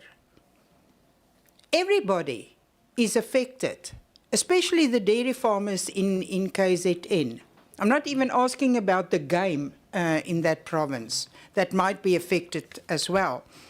But Chairperson, we cannot sit here and not have done everything we should have done and then blame. Once you've done everything, then you can come sit and blame and beg. But you must first play your role in that department in KZN. You really, really did not do well. There is no other words. We all follow this. We are all members of the whole country's agricultural sector as members of parliament. So we follow all the provinces. I'm also very disappointed on the blame shifting here. And I'm sure they are very accommodative and able to assist stakeholders in your province, but you did not contact them. On the Northern Cape, I'm just very curious, your tagging, whether you are okay with that, because it seems like everybody is blaming tagging, and also your booster thing where you said that you have, you're starting in August with the booster. So it is the first week of August. Are you on track with your secondary or your booster, as we call it? And then also, because of the vastness of that province, Chair. KZN, you're not going to hear the questions. If you are discussing, write down they can notes leave and come back if they want to and chat. send those notes to the MEC. If you want to prefer, write it down, then you exchange notes. And I'm also just curious, because of the vastness of that province, which we fully understand, are you okay with your game? Because I know that's quite a favourable hunting province as well. So I'm sure if you can just say yay or nay on that. And I've asked about the booster. And Chairperson, on the Western Cape, it was a brilliant presentation. It actually shows to all of us, and it's a pity they couldn't be here and do the presentation in front of all the other provinces that were here yesterday. In the reason why I'm saying that is that you really showed stakeholder, whole society involvement. You didn't waste time. That's why you got all these private sector coming, flying your vax around, etc., offering space. But it also takes good governance before people invest in you. You can't govern bad and then expect the whole world to come and help you. It doesn't work like that in life. We always have a saying to say that you invest where you get a return on whatever you invest in, and that's a lesson for all of us. I don't want to, I just wanted to say the way you go about the war that was upon you to limit that is brilliant. Chair, there's not another province that had only 5% wastage or breakage or whatever. They were all much higher. It says that we really care, and we have to care about our jobs and our animals, our farmers and our farm workers. Thank you, Chair. Thanks, Chair. I think KZN on the issue of resources, as the committee we have noted it, and it's not affecting your department only. It's since we met yesterday, it affected almost all the department. So I think this thing, the DG is here, and also it must be discussed in the MEC when you meet. That's where you discuss the finances and all these things, so that when they budget, they know which province to be allocated so much. But we'll make a follow-up as the committee. Western Cape, what is the impact of the FMD on the red meat and dairy market? And the second one is that what support is national government giving Western Cape specifically to address the capacity gaps? Northern Cape, what is the current number of confirmed visa suspect FMD outbreak in each district? The last one, do you have enough vaccine stock and cold chain capacity for the next campaign? Thank you. Thank you, Chair, and greetings to honorable members, greetings to the MECs, greetings to officials. I will defend Usisi since Usiswam Bagiti is Mtetwa. And then I will also defend KZN because I'm from KZN, so I know everything that they are saying here. Let me start. It's very interesting. In KZN, 2.8 million hectares of land belong to Amakosi. Now, that is not reported in any other province, which means that's a distinguishing factor. But then just look constitutionally, what have we done about Amakosi nationally in all provinces? Western Cape especially, as they brag that they're very good. Where are Amakosi in Western Cape? The Khoi and the San, where is their land, wherein they can be able to manage their FMD outbreak? There is zero reporting on that. So let's go back to KZN. In KZN, in the 2.8 million hectares of land, this means a king, Namakosi out 300. They are actually supposed to be richer than anyone, but the revenue collected in their 2.8 million hectares of land is taken by the state. It goes to treasury. So that's why the MEC is asking for money. We are uniquely, no province is offering 2.8 million hectares of land where generation of economy is under traditional leadership. But yes, they do get money. All the revenues of the mining and all properties of the state, it goes to national. Why? KZN Ngonyama Trust is held at national. It's not at the province. So the province is losing money that it should be getting from national alone, because we are unique. We are the only ones. We have land as Amakosi. So let me move on that point, so at least it is addressed.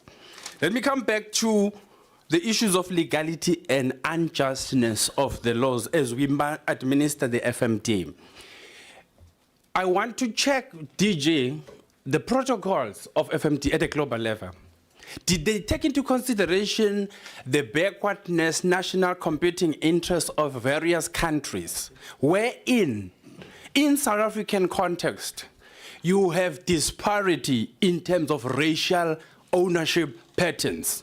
So it means when we have FMD outbreak, those who have money, they will be able to respond and comply according to protocol, which happen to be white people, who control the entire South African economy, and black, who are 92% majority, they are outside economic circulation. So in terms of compliance, financially speaking, blacks are going to be backward because they are not even in the economy, and white people are going to be forward because the entire economy, it is in their hands.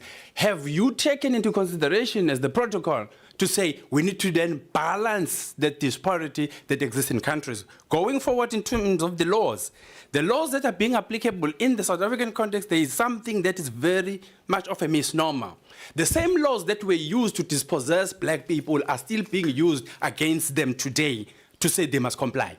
Now, that is what we call in law, while it remains legal, it remains unjust. And an unjust law is no law at all. So which means we are back into review of the laws and see how unjust that our people are so backward in the economy and are affected badly by the outbreak because it needs financial response.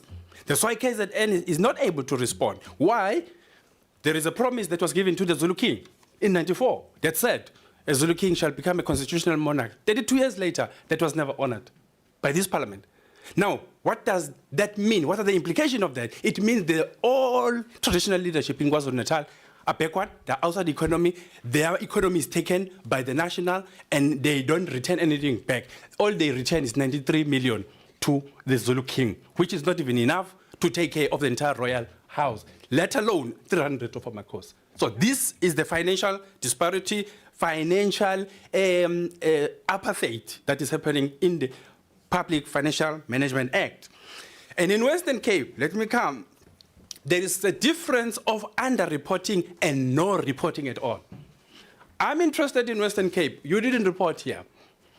Ekhayelitsha, Philip, Enyanga, where blacks are residing and where the colored community is residing, there is zero reporting on what is happening there. But they are in districts. I object. I'm coming.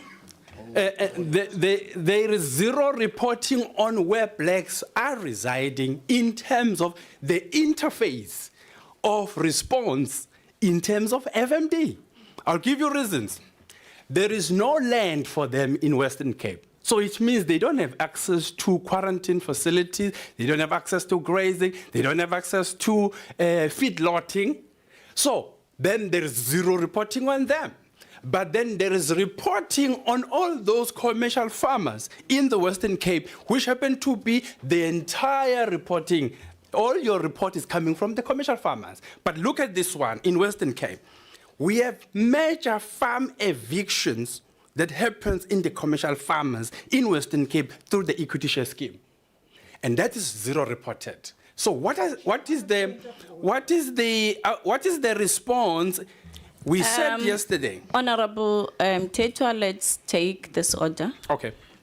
So I don't have a challenge with the discussion at all, but you're on the wrong topic. We are now on FMD outbreaks. What are we doing to solve it? That's on the agenda today. That topic you're addressing now is not relevant. So stick to relevance. When we make an appointment, we have that discussion because we all have something to say. But we're not Land and Rural Development Committee. We can't speak about land.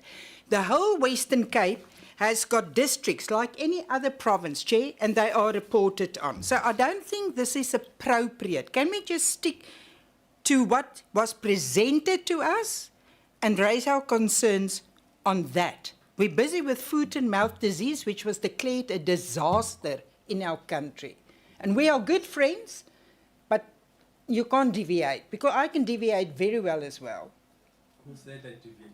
You are. I'm telling you. Honorable members, Honorable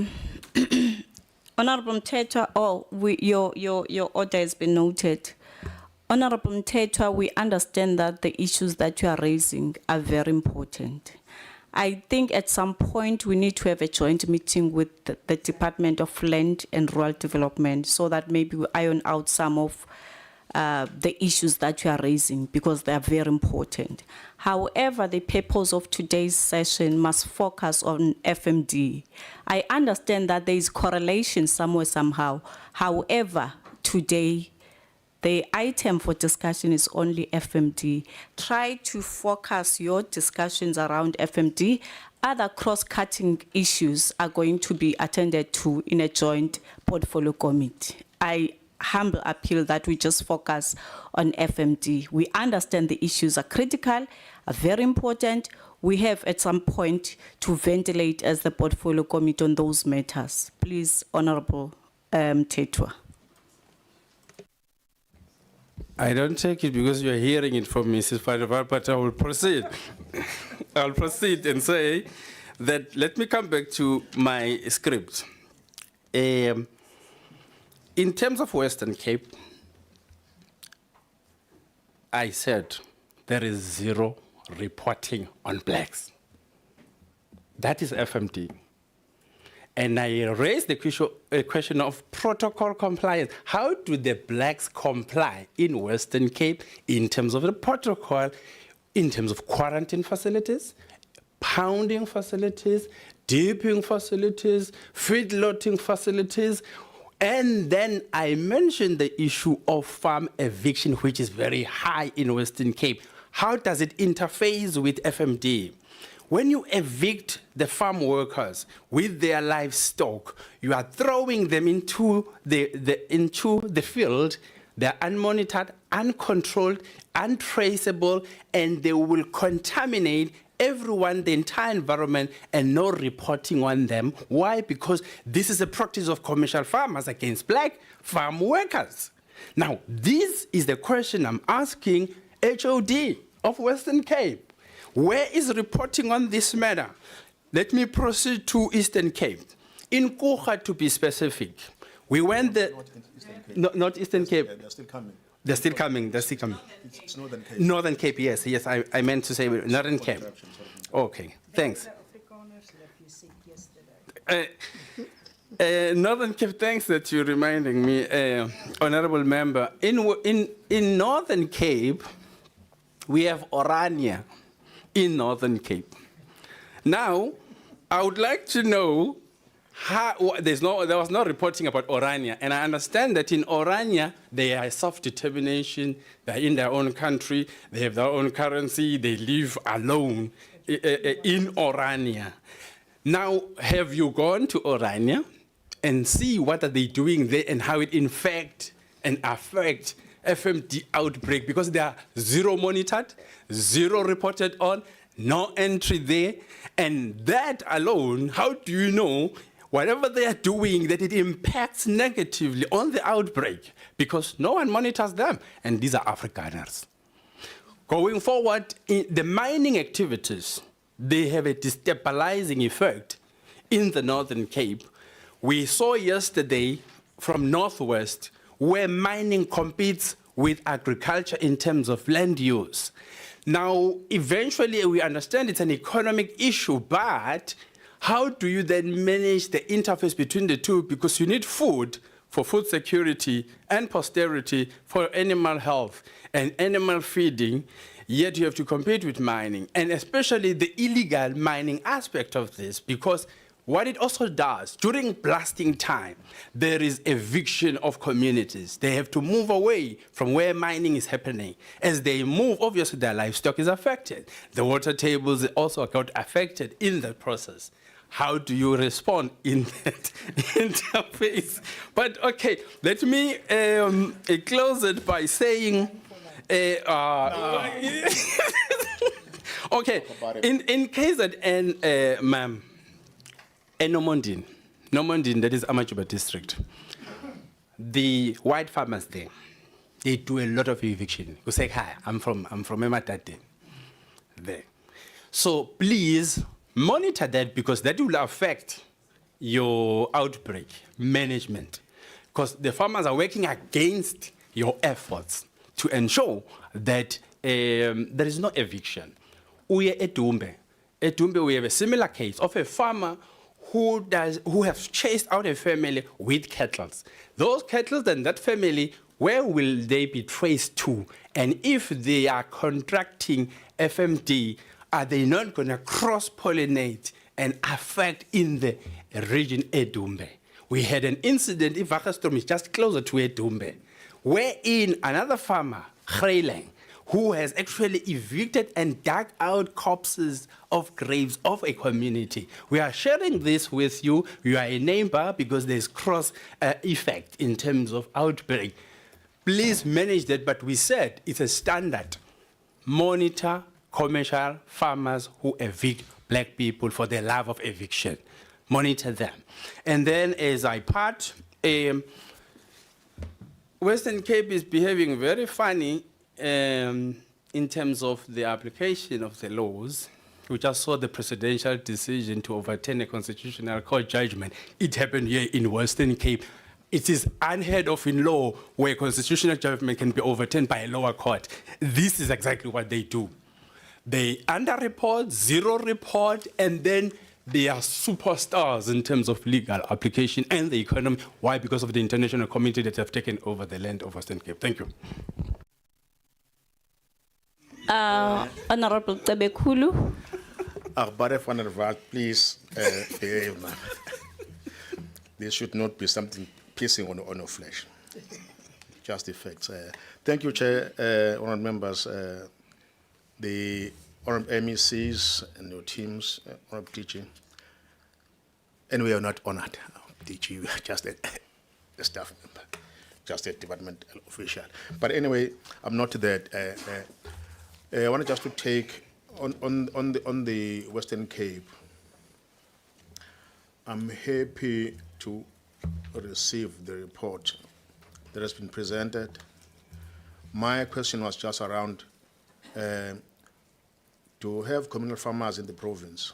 If you do they have facilities, handling facilities for the livestock, or maybe the department is using the mobile facilities in order to assist them, if any. I'm taking the lightest one, unlike my old member next to me. The second one.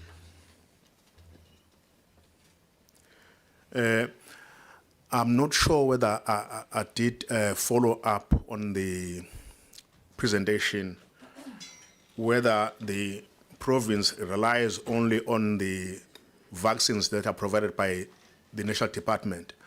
It could maybe have missed me if maybe the province does have the funders in order to access or to buy more in order to treat their livestock. The last one on the common age is I would have referred to first the communal farmers in the open, and now there's common ages where you find people living in settlements where they don't have grazing land, but the department has provided them with cattle. Do they get provided with maybe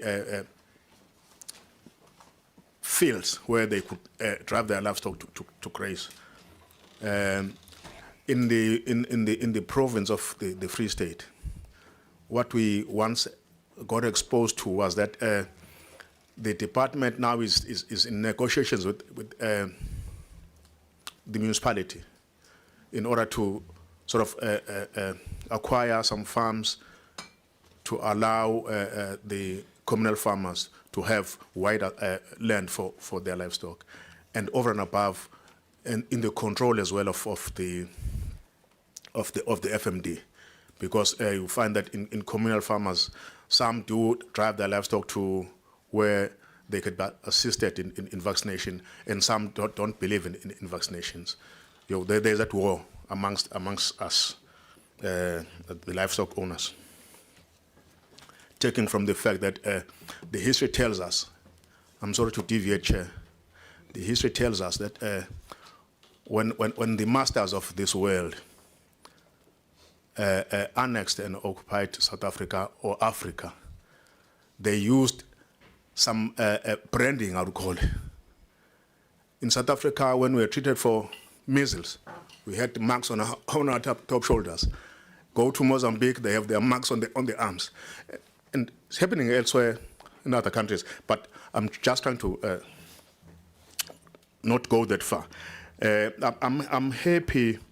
I had the team leader of the Western Cape pointed out that they were even assisted by the private business. You mentioned the contribution by checkers to assist, if not mistaken. If I heard you well, you said, or checkers or whoever, but they assisted you in order to get more vaccines, in order to be able to go out and treat livestock. On the Northern Cape, the MEC talked about the lesser challenges up until February this year, when then they realized that there is FMD in order of the district, I'm sure. It took quite a long time to be exposed to. On the first reporting of the FMD, when we started hearing of it, we were told this is the only province that does not have a problem with FMD. Who, if I could say, who actually would you say brought this into the province? Is it auction on auctioneers? Is it, as you mentioned, the what do you call it, private game reserve or game? Could it be maybe, as we were usually told, it's the buffaloes or the carriers at most? To have such game farm owners bringing in the buffaloes who are referred to as the most carriers of this disease.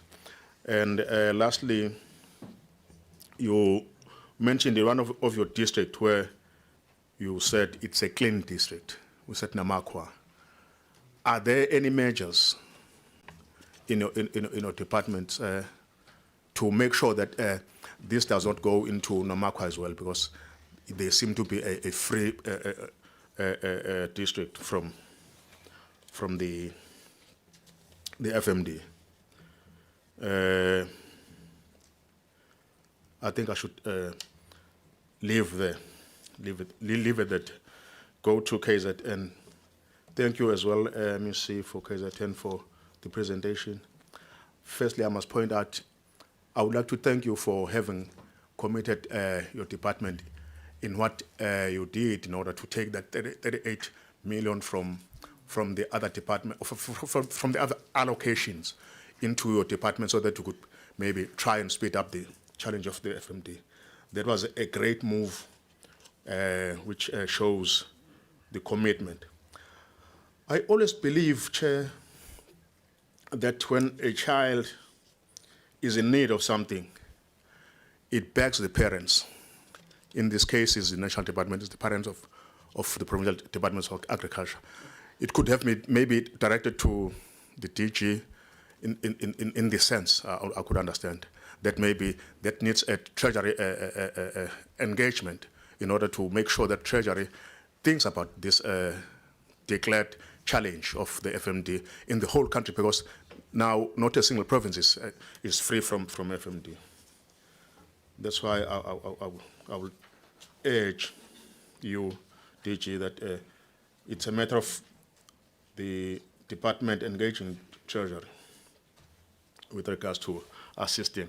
KZN, two faults I will blame you for. One, it seems in the province there isn't much, but it's not only KZN, it's all over the country. The province have the very same challenge, but because I'm coming from KZN, I always have that on my top, what do you call it? Top of my heart, I would say, top of my heart. The movement of cattle, this lobola practice that is taking place mostly in KZN, Bagano, Bafana Bangagate, Abashad, 1. 2, the goat business. We always get goats from northwest, from Limpopo, coming down to KZN, where it's said that they do have the challenge of FMD as well, but they not get sort of inspected to be sure that they don't carry those diseases. Most of our livestock owners are not livestock owners per se, but they are in business of selling. They go up there, they bring in a lot of goats and cattle as well, and they sell them at certain prices. One MEC from Gauteng even pointed out that we buy from them a goat at 2,000 rand, and when it's in KZN, it's 5,000 or 10,000. Those are the things that I kept in my mind. Lastly, last part one, the issue of dipping tanks. Chair, you know, in the, what do you call it? Some years back, I would say, we used to have those departmental employees who were responsible for rebuilding of the dipping tanks. But currently, it does not show. I would urge that maybe the department revisit that. Abo baba bebesebenza befaka amathende emadiphini uhulumeni lethi ixobo avuswa amadipha beyiwona, which is not happening now. We need to check on that, and please, if possible, that must be revived, because the livestock owners in rural areas don't have an experience of rebuilding of the tanks, or dipping tanks. The taking, that's my last one. Chair, through you, MEC, in my own dipping tank, there were no tags, but the technicians advised that we should bring in our IDs so that they could maybe take them down soon after the whole challenge of acquiring these ear tags. then they will then bring them back to the tipping tank so that they could maybe tagged as well as a proof that we have been exposed to. You know, Chair, you will allow me, when the committee was meeting with the team from the national office, when they were very strict on the issues of treatment of this disease. I even pointed out that in my area, people around KCD, I must say, Honourable Minister, they even opted for using spirit and petrol in order to treat their livestock. And I said it was out of the pain that they were seeing losing their livestock. But it did work for some. But although I know it was unofficial and it should not be continued, but people, because of that desperation, they ended up using petrol, holding the noses of their cattle to sort of throw in that smell of petrol. They stopped this saliva coming out. They even immersed the hooves on petrol containers in order for them to heal these sores on the hooves. They managed. I would always say, Chair, I'm a man from rural area, and we have our ways of doing things when we have challenges. Bayazi abafana bakwaZulu ukuthi siphuse inhlonhlwane inkomo siphuse zonke onke amakhambi la ukuze impahla zethu yiphile. We don't rely only on what the West is bringing. Sengikhulumile sihlalo ngiyaphinda ngiyabonga iKZN ukuthi ikwazile ukuthi ithathe kwesinye isikhwama ngenhloso ukuthi kusizakala abantu bakithi. Ama provinces onke abe aseka present phambi kwethu, not a single one ever mentioned the issue of the engagement of these business people to assist them in fighting FMD. Not a single, except for the Western Cape. Thank you. Thank you so much, honourable members, for raising your questions. All right. One, honourable members, because I can see that we really want to ensure that there is integration between the work that we do as the Department of Agriculture with the work that they are doing on the other side as the Department of Land Reform. But what we need to remind each other is that these two departments are highly independent and operating as two sides of the same coin in the agricultural sector, whilst their core focuses are different.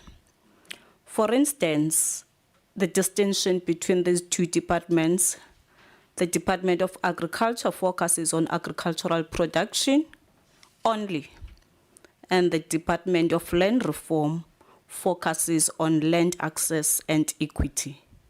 It means, as the Department of Agriculture, we don't have a mandate to oversee or to play an oversight as the Portfolio Committee on Land Access and Equity. However, there is a direct correlation, and the correlation lies in three aspects: the sustainability, productivity, and the use of redistributed land.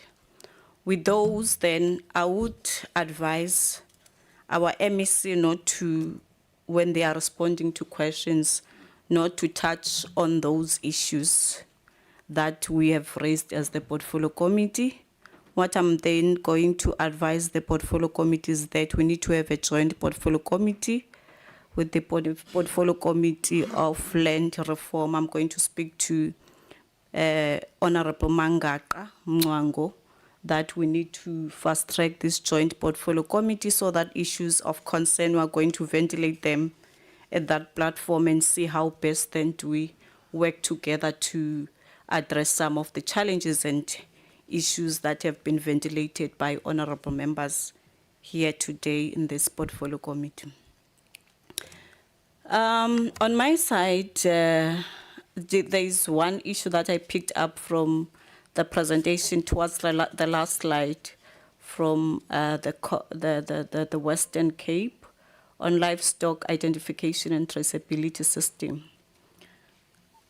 There are two challenges that, there are two challenges that the report has reported on, that farmers do not want to provide their identity documents for them to be in a position to upload on leads.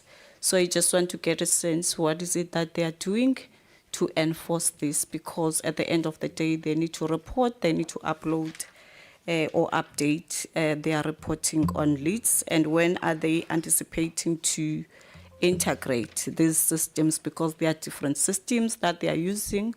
And I picked up as well in the Northwest, in the Northern Cape, that they are also using different systems. If you can just quickly share with us, when is the time frame that you have put or set for yourselves in ensuring that there is proper integration of all these systems. And then on I just want to commend the Northwest on the interprovincial engagements that they've employed in trying to integrate their interventions to fight against the cap of the FMD, because I haven't had Northern Cape, yes, because I haven't had other provinces since yesterday speaking about how best are they working or collaborating with their neighboring provinces in capping the sketch of FMD. Maybe the department now has to respond, DG, on when is the department going to provide a booster dose to the Northern Cape, because I picked up that they are saying they haven't received any. And also maybe, DG, if you can speak on the legislative requirements and what it says currently in terms of compensation. I just want to, I'm taking it from what the MEC has actually raised, because we need to ensure that the information that we have at national, they also have that information at the provincial level, so that they are going to then disseminate it to our farmers. What reminds me of what the MEC is raising is the letter that we have received as the portfolio committee from Mbali Bodari Pty Ltd. It's a lady and it's a Women's Month. There is no way I can overlook this submission. I'm not sure whether it's a Mr. or Miss now. I'm confused. But it's Mbali Zulu, who lost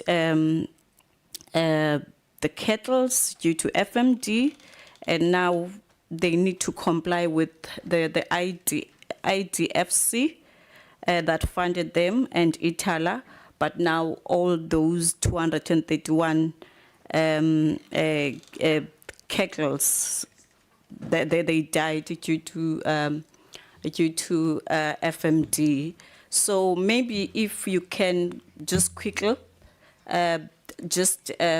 provide a clarity and explanation on what the policy says and what is it that they should communicate at that level as MECs who are overseeing the sector at a provincial level, so that we are going to be at the same level of understanding on how these things are regulated and legislated in the sector. I'm going to start with you, DG, just speak on that, and also the booster dose for Northwest. Then after that, I'm going Northern Cape. I don't know why do I like Northwest. Then DG, you are going to be followed by, maybe let's start with them. Then we are going to just round up. I'm going to start with Western Cape. And then KwaZulu, Northwest, then KZN is going to be the last. Northern Cape, then KZN is going to be the last one to respond. But if you want to whisper something, you don't do that. You don't do that, Doc. You write down, You send to your principal. I was once a principal. I know how they do. They write down for us and send. You don't whisper in our meetings. Yeah. In that sequence, our guests.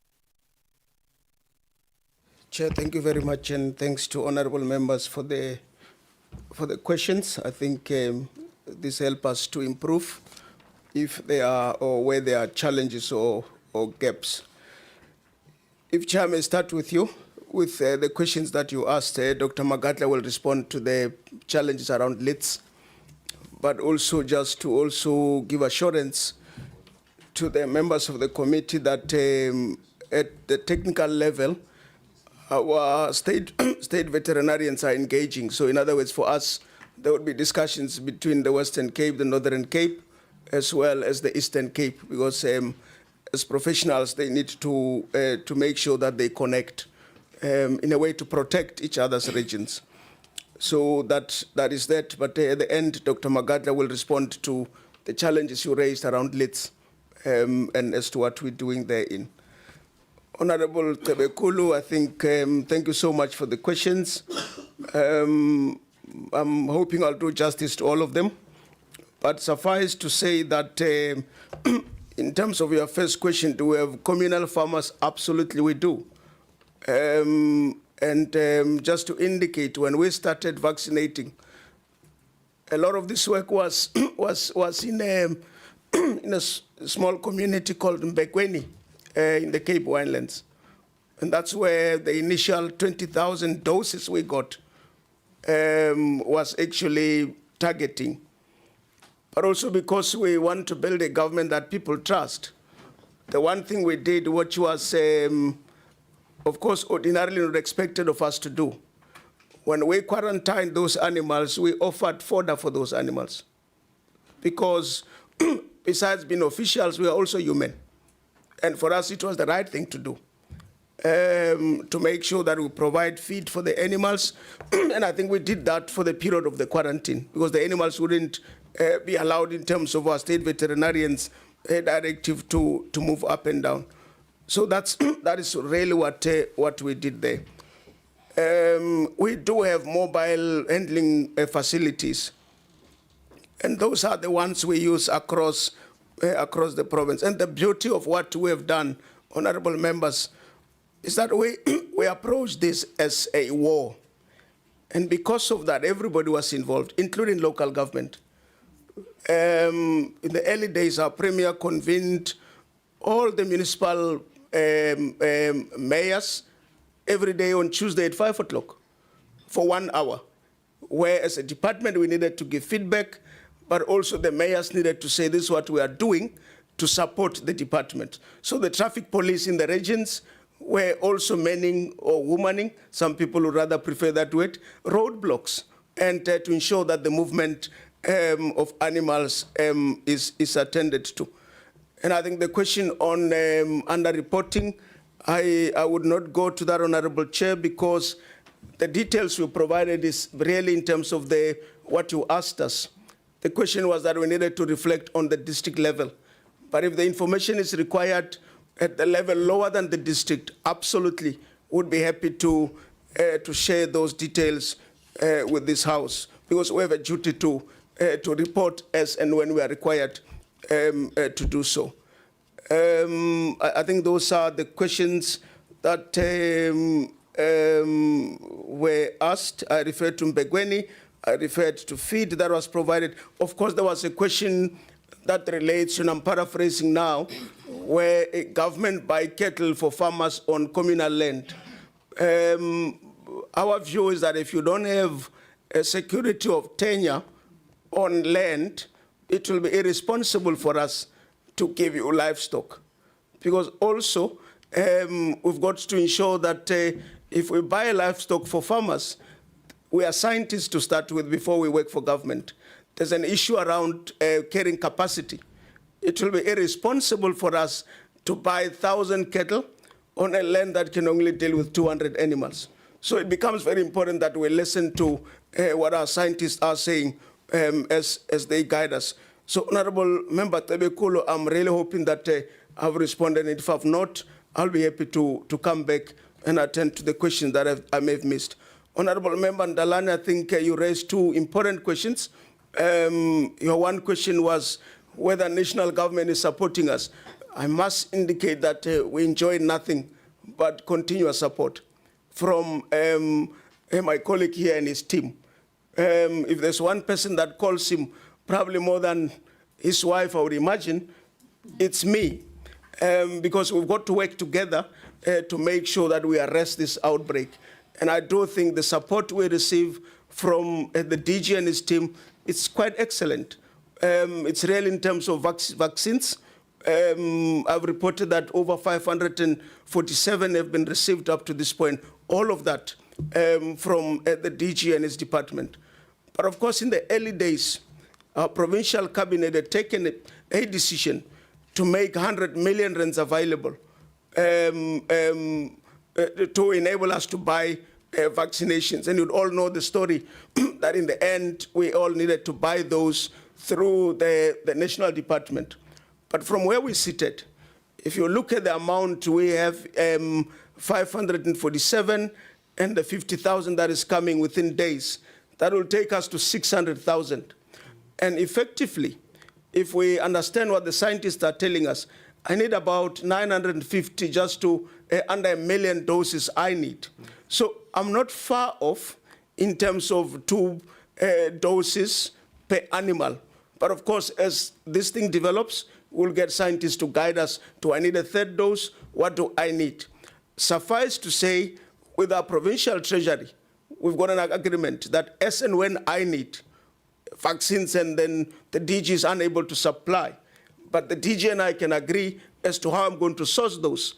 Definitely we'll be able to buy those vaccinations. So that is an arrangement that we have with our provincial treasury. The one question around the impact of FMD in terms of market access for red meat and of course in the dairy, absolutely that will remain a big issue because now there are more processes that farmers need to embark upon to be able to ensure that they sell their milk, of course, with respect to the borders elsewhere. And I think the DG, maybe when he reflects, he'll talk to the thinking going forward as to what the thinking is to then enable provinces to do what they need to do. Honorable Member Mteto, I think I've responded partly to the questions. I am comfortable that what we report to this House is nothing else but the truth. I would not be able to lie to this House because doing so would be totally irresponsible and I'll be not taking my job serious as a civil servant. But of course, if the committee wants the details below the district, I'll be very happy to provide that. But suffice to say, what we're doing with our industry partners is to protect agriculture. And I'm one of those that argue that the story of agriculture must be told in its totality. Because I think we just talk half bits and pieces of the story of agriculture. So what we're doing, we're trying to cover, for instance, in the Cape Metro, the 57,791, I can say 90% of that is communal farmers.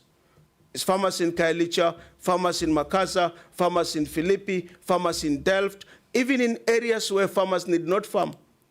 We have gone out to vaccinate because the disease does not discriminate. Whether you are a landowner, you're not a landowner, the disease doesn't care. And there were times where my minister and I and the team would be in roadblocks, even on weekends, and ensuring that the colleagues do what they need to do to vaccinate. So the rest of the questions, I think I want to thank the chair because you advised us not to venture into that space, but at the right time, we'd be very happy to come to the committee and account because we have a duty to account. There was a question around that was asked Honorable Tebekulu about the private sector. ShopRite chartered a flight of theirs from Lanseria to Cape Town International Airport. And that evening, we went to receive the vaccines. But of course, as a good student of governance, I needed to say the next morning to my CFO, we received this thing, so I need you to follow the process and make sure we declare it. So the team had to do submissions and all that stuff, because 10 years later, the story comes. This company supported what was the governance mechanism. So all the donations we received in terms of the transportation, those are declared.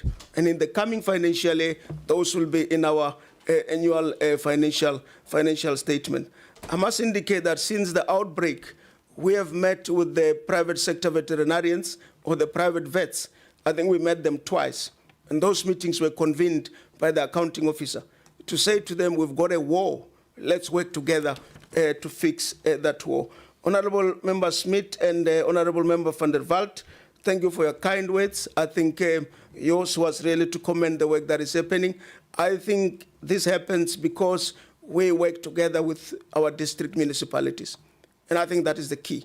As a province, we may wish to do so many things, but if the mayors don't come to the table and work together with us, it will always remain a challenge. So we are blessed in the sense that our mayors understand we have a war, and our municipal managers understand it's a big issue.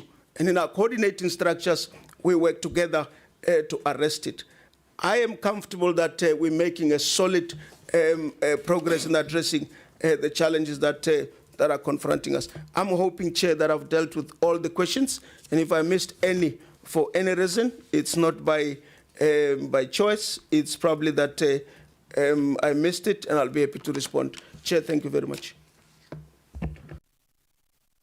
We're now moving to the Northern Cape.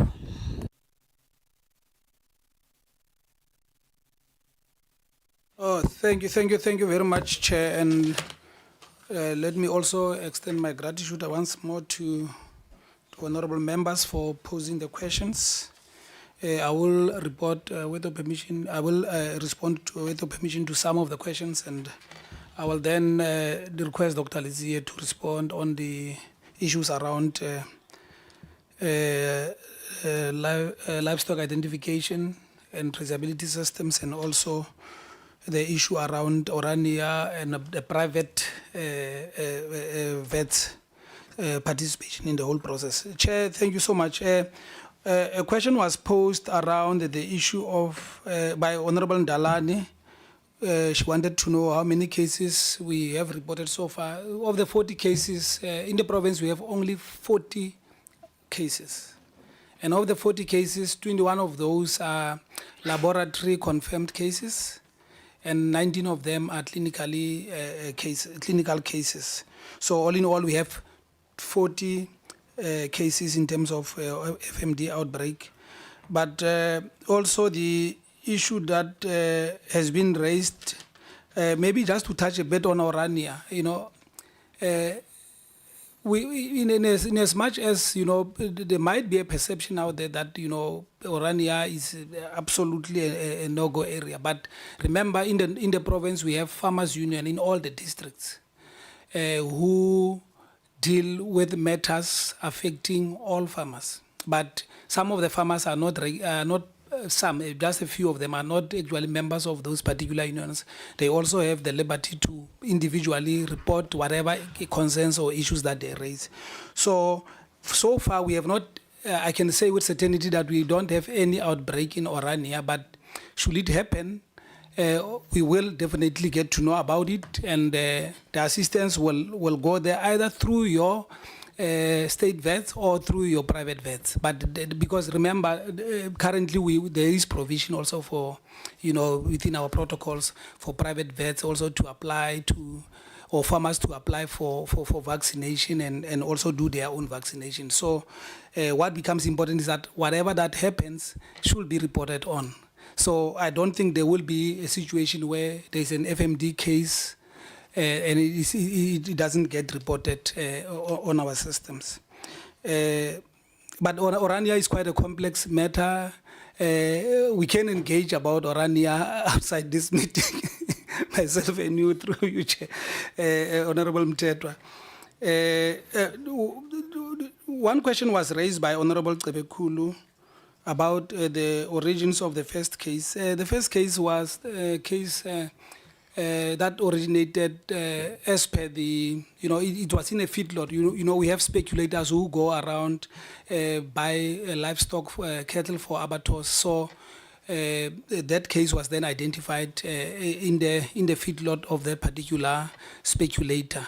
But the origins thereof, because you also have a situation. That is why tagging is very important, because now there was and currently with all the auctions that we have, it is impressed upon all farmers to make sure that if you take your cattle to the auction, it should be tagged, so that should it happen that there is a suspect case or a confirmed case on FMD, then they are able to trace it back to its origins. So it was a bit of a mess because they could not really locate exactly where it originated from, but it was identified at the feedlot in Coxral. Where the speculator was buying, cattle from different farmers, and then as they arrived there, then this thing was identified. In terms of the game,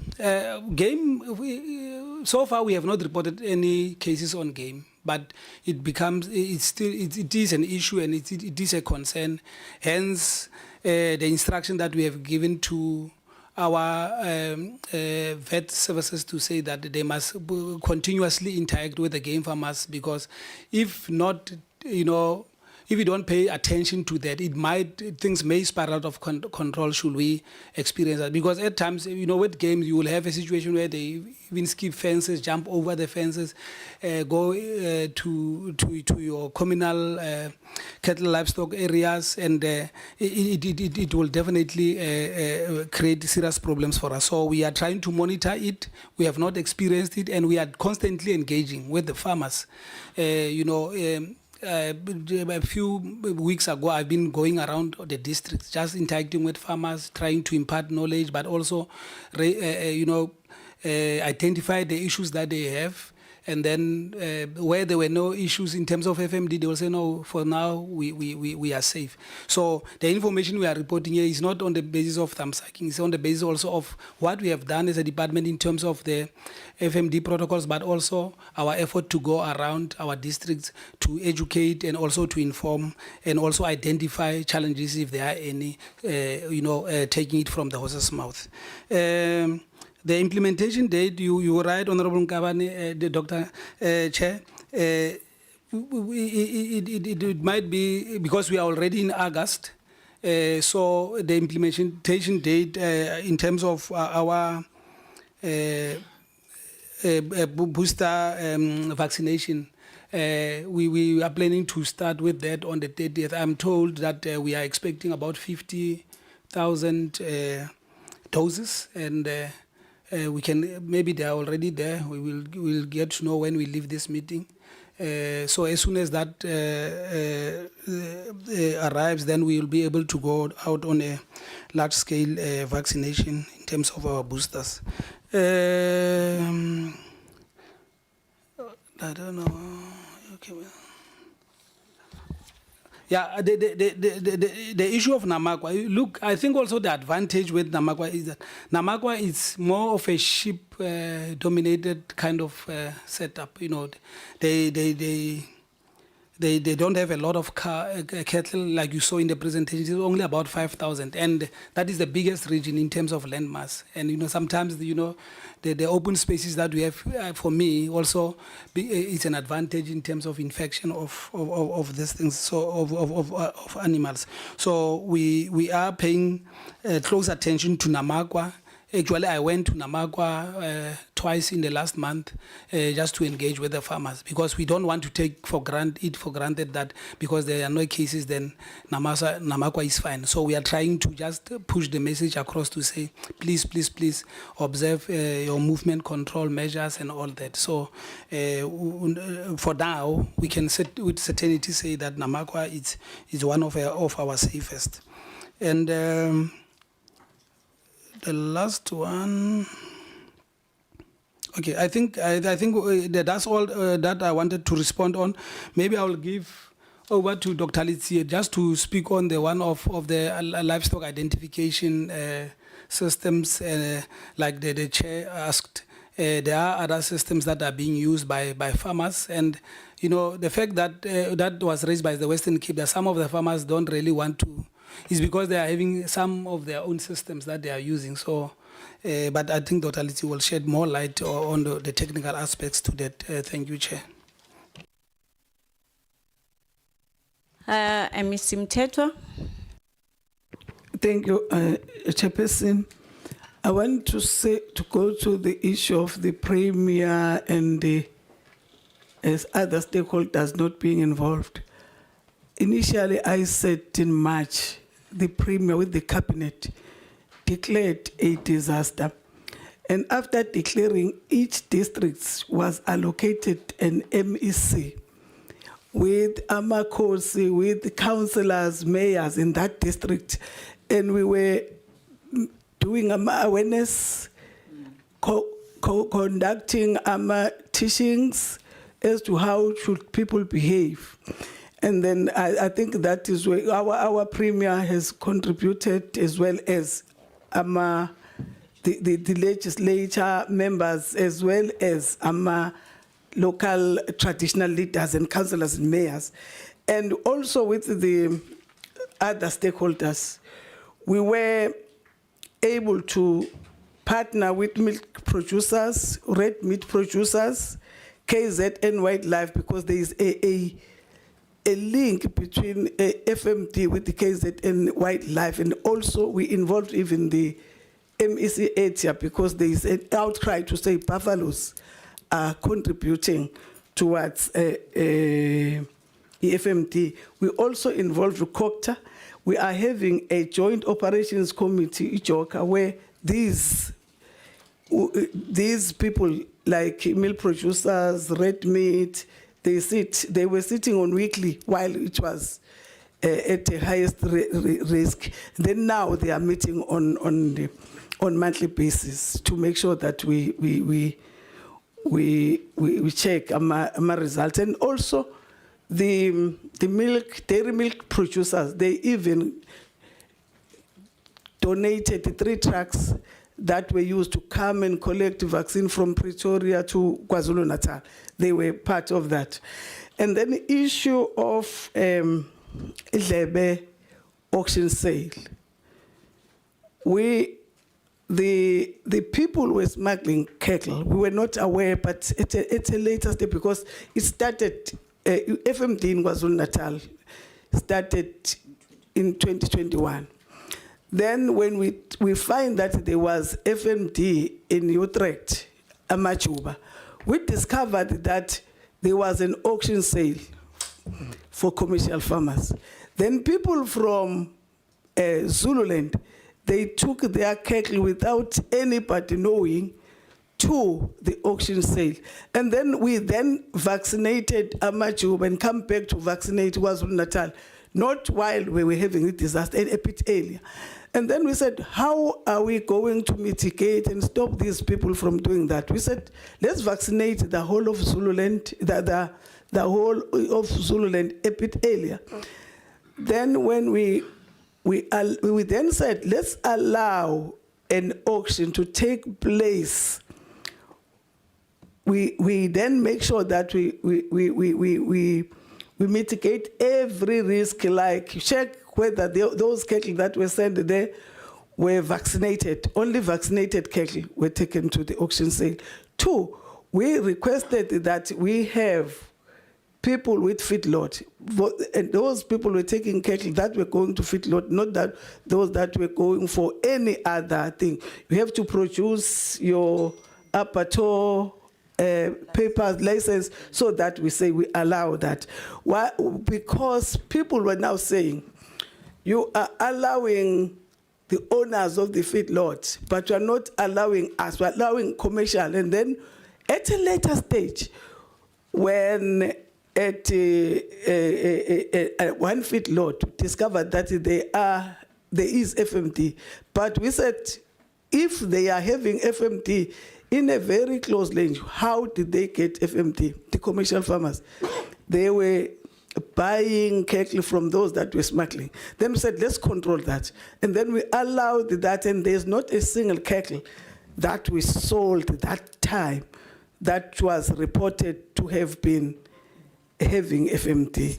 Yeah. Then that auction sale was well monitored, and we are saying, even now we are saying the veterinary service, they have to make sure what is it that we're going to do to assist our farmers, but at the same time make sure that they don't take disease from one area to other. But currently we're saying every communal area is now vaccinated except the 2 districts that we are about to vaccinate. And they are now coming go phase 2 because they were vaccinated while there was that outbreak. And I think that one is now covered. When we look at movement, we're saying Amakosi, we are having livestock association. In each and every municipality, there is this livestock association where our vet, they sit down with the people, they assist them. And during the outbreak, when we were still waiting for vaccine, when we were out of vaccine within the province, we took about 5 million because there was an outbreak and outcry to say, let assist our people with the antibiotics, the sprays and everything. Those were distributed to the Livestock Association to make sure that they use those while we were still waiting for the vaccine. And Inkosi spoke of the movement of cattle. We are against the movement of cattle, but we are together with, I think, every MEC here is in SABS. We were involving SABS, we were involving traffic police, but when you arrive at the scene, they said, no, we need a national something or a proclamation. We spoke with the department. We were saying we are about to have something that will be a uniform to everyone that is going to stop the movement of the animals.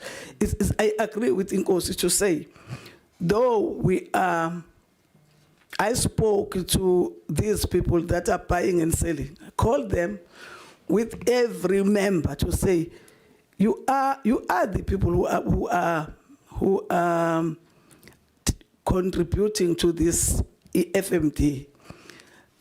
We request that you stop until further notice because we have seen that you are doing that. We are also in the process because we said they must stop that, and we are happy that the department is about to finalize a bill that is gonna assist every member, but we are on that because police, SAPS, when they get these people, they arrest them. Those are called speculators. Dipping tanks, we have budgeted for dipping tanks this year, but we are providing dipping chemicals to the 2,208 dipping tanks that we're having. And then issue of tagging, then it's said that I'm looking at the national more than doing something myself. There are things that we have set down and we have agreed that they are going to intervene here and here and here. Then I'm saying we're still waiting for that, but we are doing something. Like we were promised an animal health technician, but we did not wait. We appointed 60 animal health technician while we're still waiting for the promise that, because we know now department is working like is following a budget. We also procured ear tags, but we are saying we are not having enough money because, as Nkosi is saying, while we're still looking at a promise, if somebody say, I am going to give you this, then you will say, no, I'm saving here. I'm doing what, and number two, because there is a promise, because the minister said, no, they will assist us with ETEC, not that I'm saying something that is not on the table in the agreement that we've spoken of. And I'm saying we are committed. We have finished a vaccination of dairy cattle. We are now in phase 2, and I'm saying the department is also the national. They are willing, they are assisting, but I'm saying let us be of help, let us have enough. It cannot be enough, but they are doing something. When we speak to them, they will say, here is the vaccine. And I wish also to categorically say, KwaZulu-Natal, because of the number of cattle and the spread that is almost all over, when we started giving vaccine, we were given a bigger chunk as KwaZulu-Natal. I want to say that. I don't know if I have left anything. Yeah. How many of you, do you have any follow-ups, or is it only Honorable Mthethwa? Okay, let's start. Honorable van der Walt, Honorable Ndalane, Honorable Mthethwa. Oh, Honorable Mthethwa, it is only 2 honorable members who would want to make some follow-up questions. Yeah, in that sequence, honorable members. I have a lot of questions, but I'll ask one. If I listen to the trouble in KZN, the challenges, you know that you've got a Pound Act in 2006 on how cattle should be pounded. So what's your success stories on that, seeing that you have so many cattle and so many movement and smuggling of cattle? What are you doing following that Act of 2006 and the bylaws that go with it?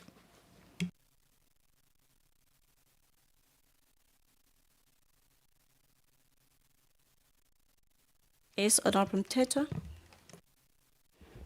Thanks, Chair.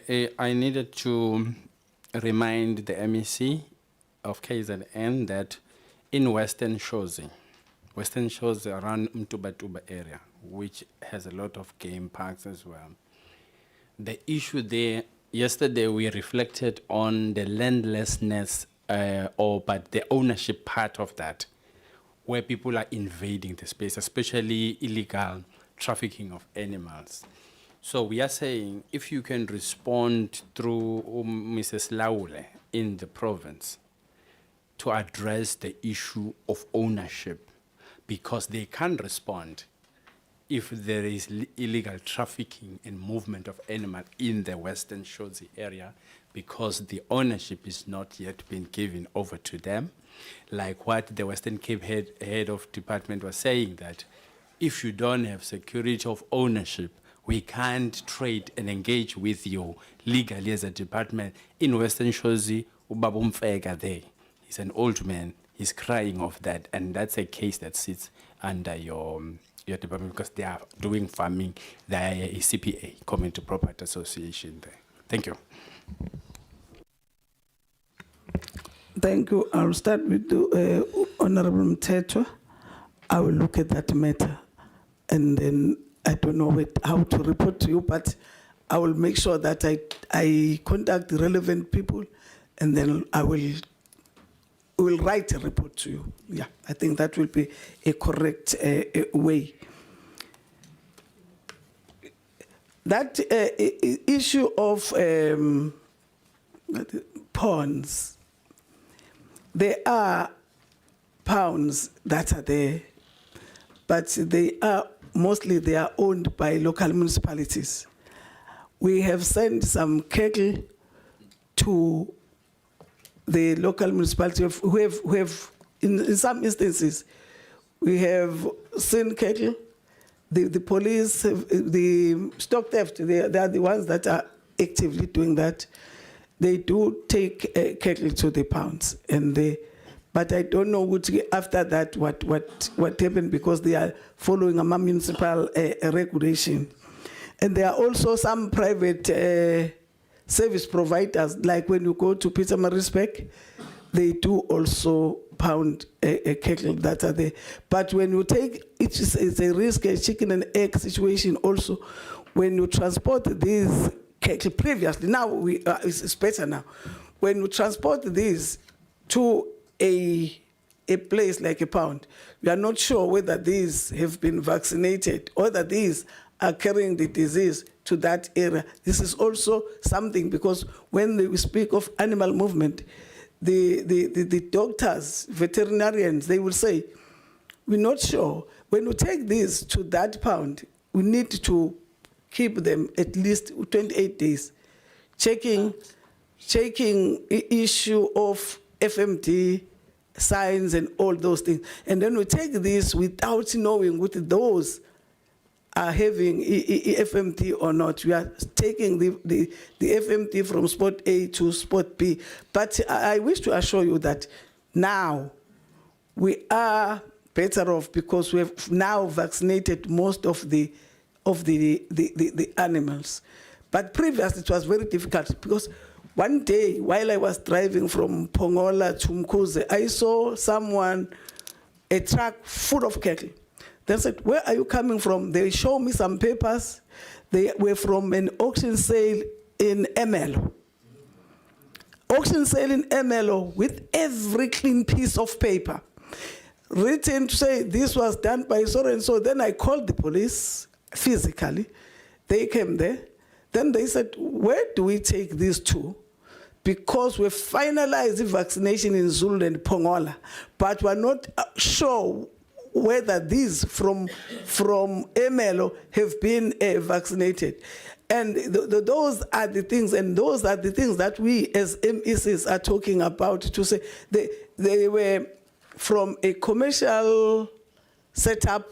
They deceived the people in Emelo to say, we're taking these cattle to a feedlot. But when they arrived in KwaZulu-Natal, they were no longer sent to a feedlot. So those are the things that we're currently faced with. Same as Eastern Cape people, same as these, those are the things. When you go to Volkrust, you will find that you have done everything here. Then you'll find trucks coming, because most trucks are not coming from KwaZulu-Natal. Trucks full of animals with all pieces of papers. Then they said, no, we are, as a local, we've spoken to the national, because it's an inter-province relationship. Mpumalanga is crying, we also crying, Limpopo is crying, Northwest is, those are the key problems, because they don't come from, I've never seen a truck coming from Mozambique. I'm from Josin, bordering Mozambique and Swaziland. I've never seen a truck coming from Mozambique. I've never seen a truck coming from Swaziland, but I've seen trucks that I'm talking about. The MEC on the other side is not aware. They are having some fake, they will say AAM, or they say a name of an auctioneer, saying we are taking these. When you look at the papers, taking these to current beef, or taking this from current beef to Gauteng, and on the way, they're not going there. Those are challenges that we're faced with. But we are monitoring that, because most of our teams now, we say they have to make sure that they work closer to the boundaries. Thank you. Thank you so much, MECs. We're going to have a break, just lunch for about 30 minutes. We are going to reconvene at 1 o'clock. 1 o'clock. 25 minutes. Yeah, 25 minutes is fine. Yeah, at 1 o'clock we're reconvening. so that we take presentation from the Eastern Cape. Then there will be engagements with the report. After that, we are going to round up and close the session.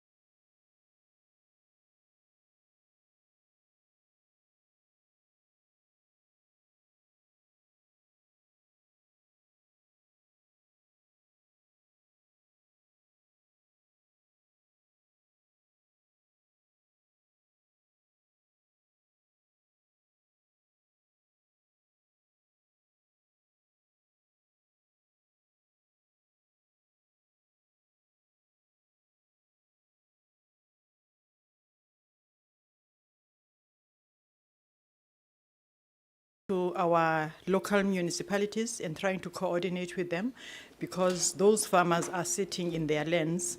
And one of the major issues there is that whoever presents the animals is not the owner. It is the person who heads the cattle. So we are looking and coordinating with the municipalities. We've been coordinating with Swartlands and other municipalities just to sort that one out for us. Our system on integration, our system is ready for integration, and we are already integrating with the national system. Ours is already integrating with the national system. We are just waiting for leads to finalize their phase 2 of their system, that is CSIR, to finalize the phase 2, and then they can give us a permission to integrate with their system. So we are ready, and just the way LEADS is organized, the traceability, a number of systems, like we mentioned RMIS, and we mentioned AIMS and other systems. The way LEADS is supposed to integrate, or is meant to integrate with other systems which are compatible with it. So we are just waiting for that finalization from the developer's side. Thank you. Any parting shot, HOD? Chair, thank you very much. I think from our side, just to say thanks to you and the members for affording us the opportunity. And we are here to serve. That's why we doing the kind of jobs we do. And we commit to fight this war until the end. We definitely have what it takes to defeat FMD, and that's what we're going to do. Thanks. Thank you so much. Welcome, Honorable Twalib. We are going now to receive a presentation from the Eastern Cape. The DG is here representing the minister, is Mr. Kokwana. Over to you, DG. HOD.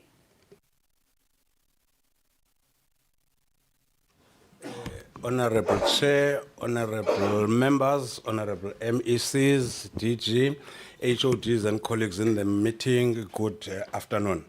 I will be running through the presentation on the FMD outbreak and control in the province of the Eastern Cape on behalf of the Honorable MEC Konziwe, who had tendered her apology. This slide is not showing much except just to tell us that the Eastern Cape has the largest cattle population in South Africa, estimated at almost 3.7 million cattle.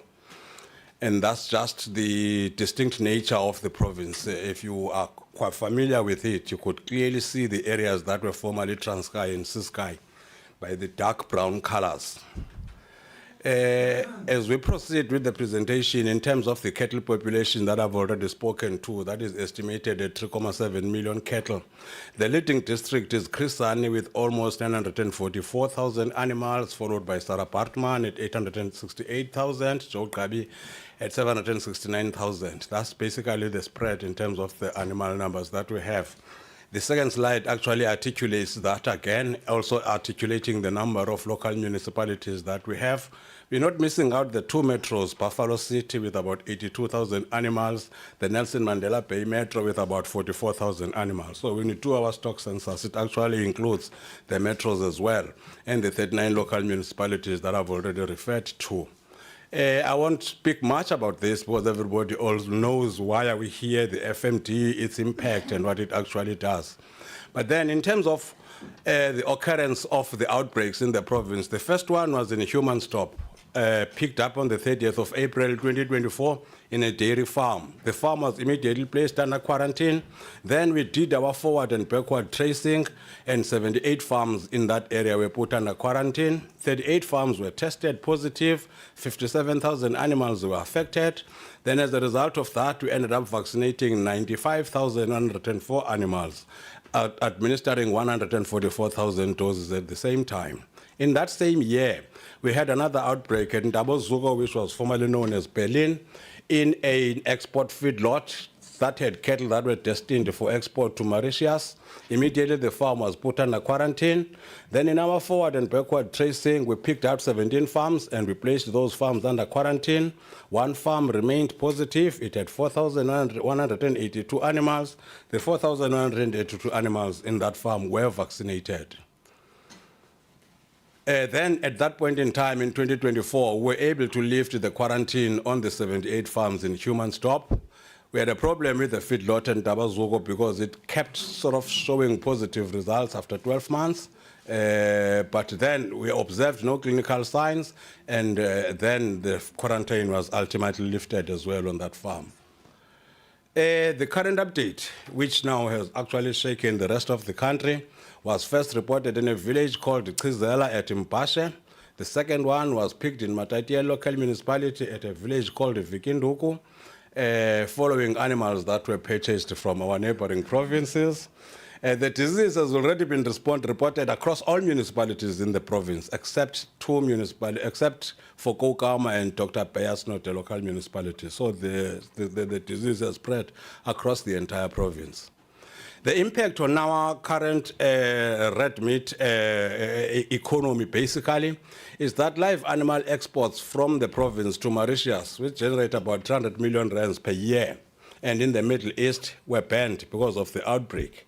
And this actually, each shipment actually is estimated to be worth more than 200 million to the local economy.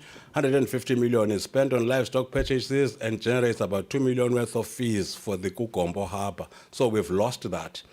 Import condition limit for export of milk from farms within the 10-kilometer radius of infected properties affect us in terms of our market there, which is Namibia.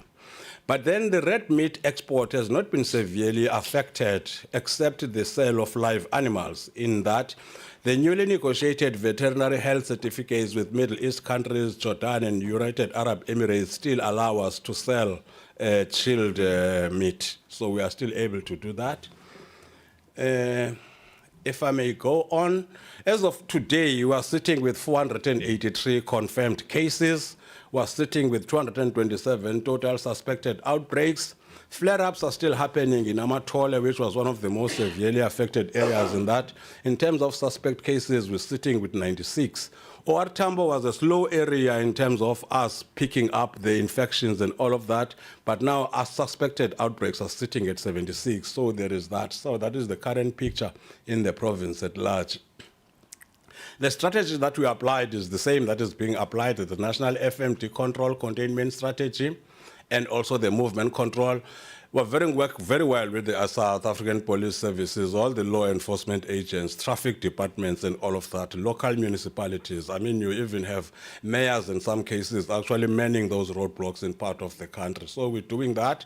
And with the collaboration that we have with the Agri-Eastern Cape, in terms of them having installed surveillance cameras in major national and provincial roads, it works as a very good tool for monitoring movement of animals, of which the department itself has supported that initiative by investing in 16 more cameras that are placed in those areas that had no cameras before, if I put it simple, the former areas of Transkei and Ciskei. So we've just covered the camera surveillance, which has helped us to be able to track the movement of animals.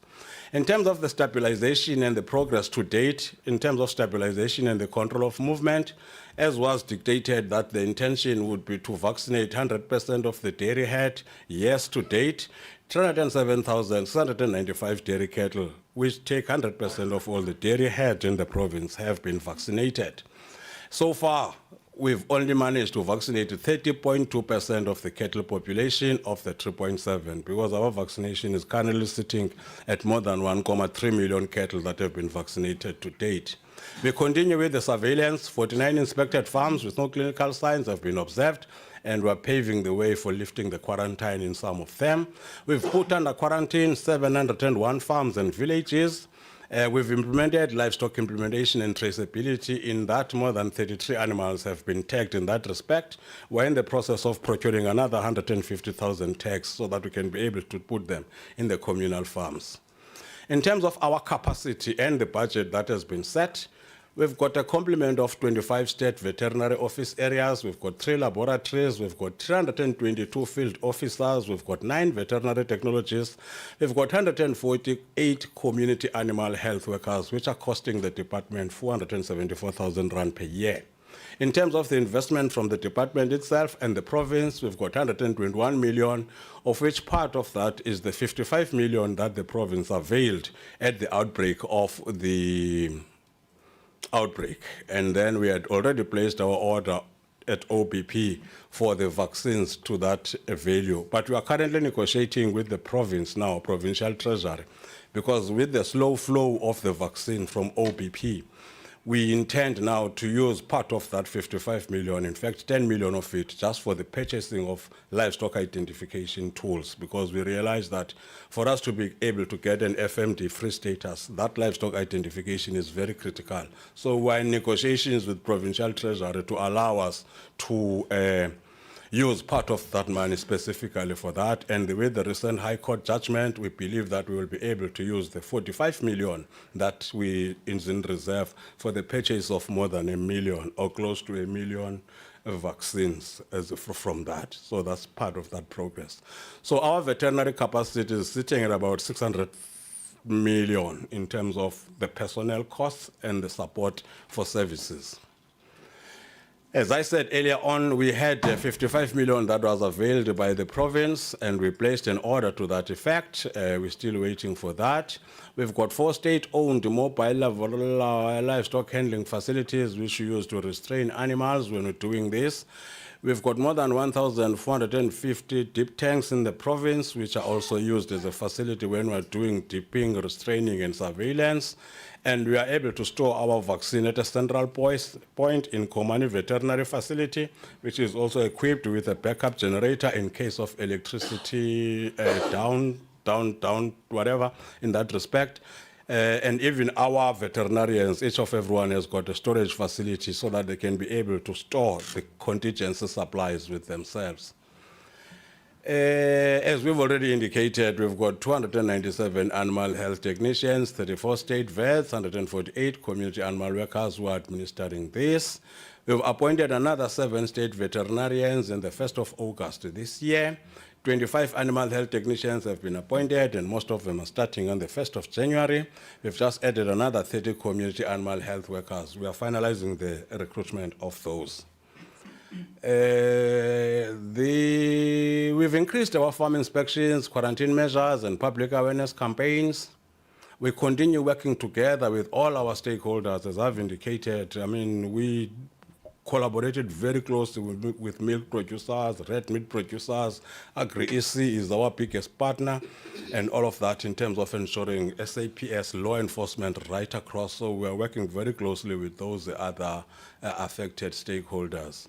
I'm not going to go into detail in terms of the vaccine allocation and date that have been received to date, but that information is available in the presentation in terms of the types of vaccines, the quantities received, the allocation that has been given to state veterinarians, the allocation that has also been given to commodities as well. As I indicated, milk producers, red meat producers are some of those that we've been working very closely in ensuring that we are able to curb the disease. At this stage, we are sitting at 1,527,230 doses that we have received as the province.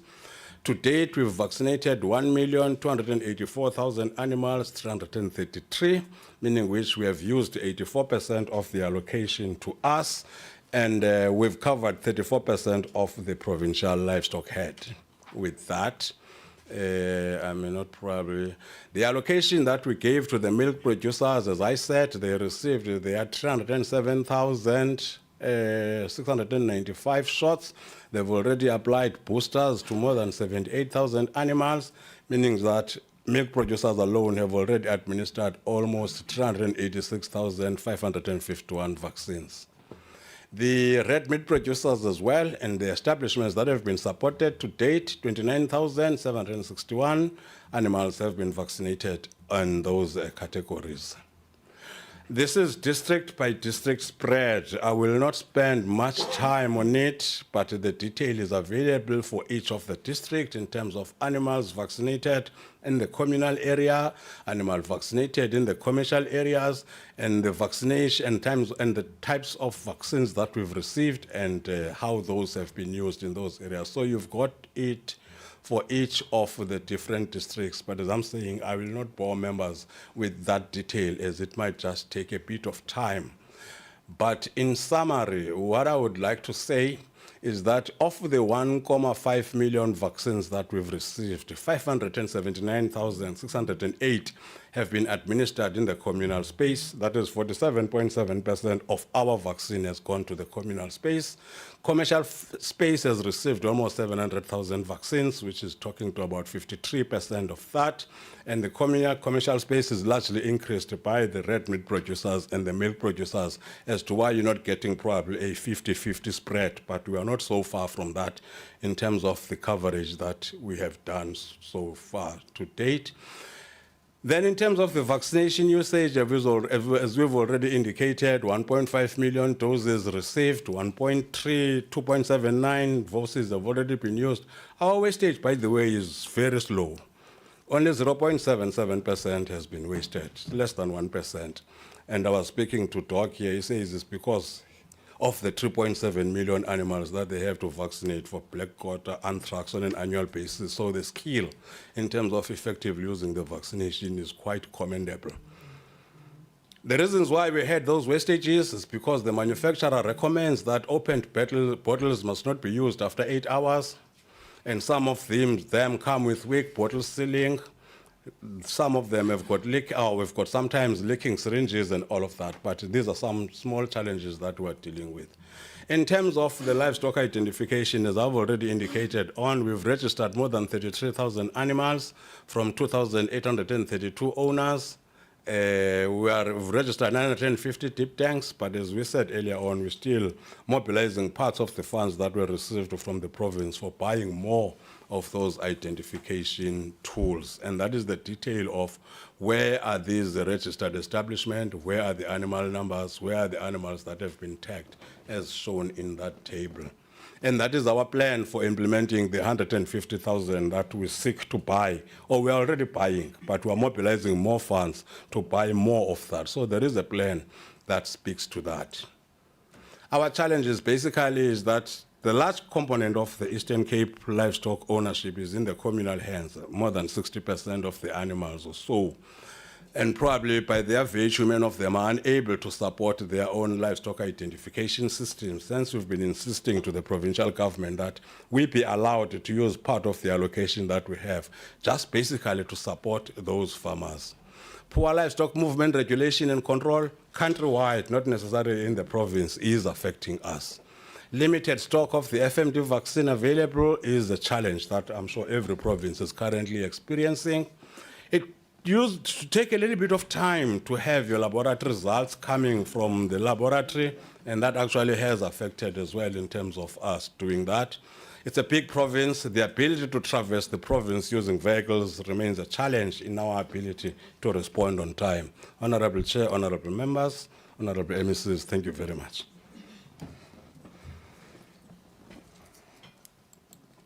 Thank you so much, HOD, for taking us through the presentation. Now I'm going to note hands from honorable members. I'll start with Honorable Trolley, followed by Honorable Tebekulu, Honorable Mtetwa. Then the last speaker is going to be Honorable Ndalane, in that sequence. Thank you very much, Chair. Thank you to the HOD for a comprehensive presentation and for the expeditious manner of presenting it.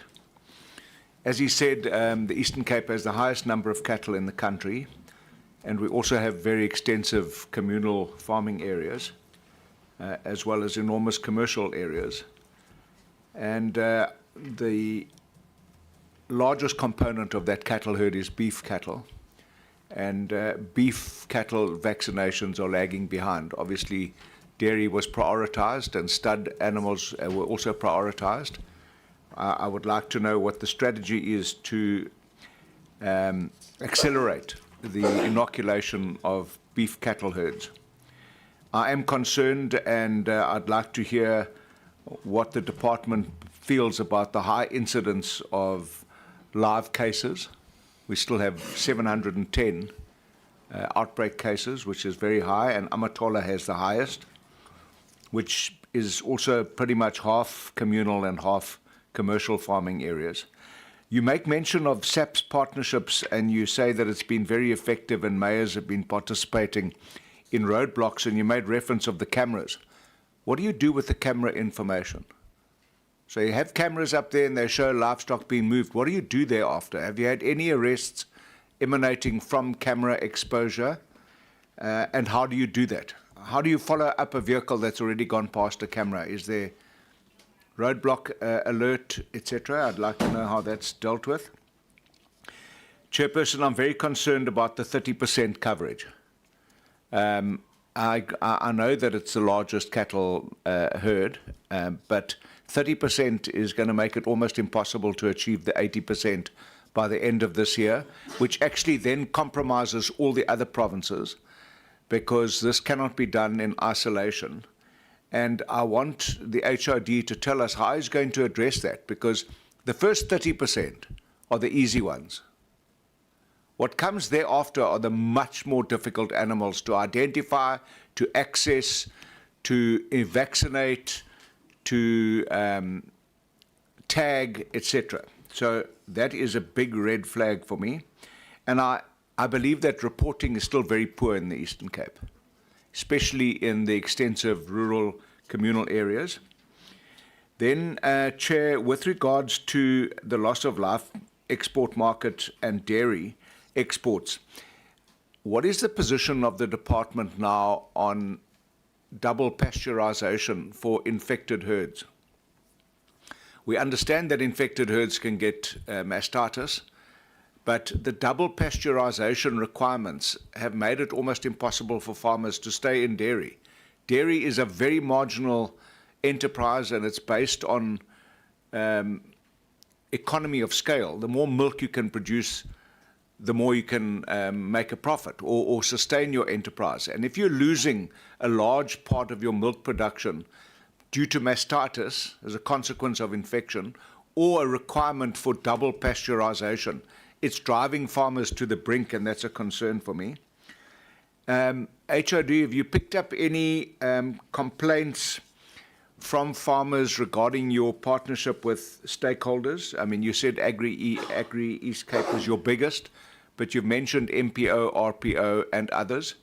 Do you have a relationship with RIMS? And what is that relationship? What role do they play in facilitating vaccination? Because I've picked up that there are farmers in the Eastern Cape, even stud farmers, where one stud farmer of a specific breed has vaccinated his herd, but right next door to him is another stud farmer, and he has to go through that person's farm to access his farm. Also, a stud farmer has not got access to vaccines. So it's not as if it's just a particular organization. There appears to be some form of favoritism.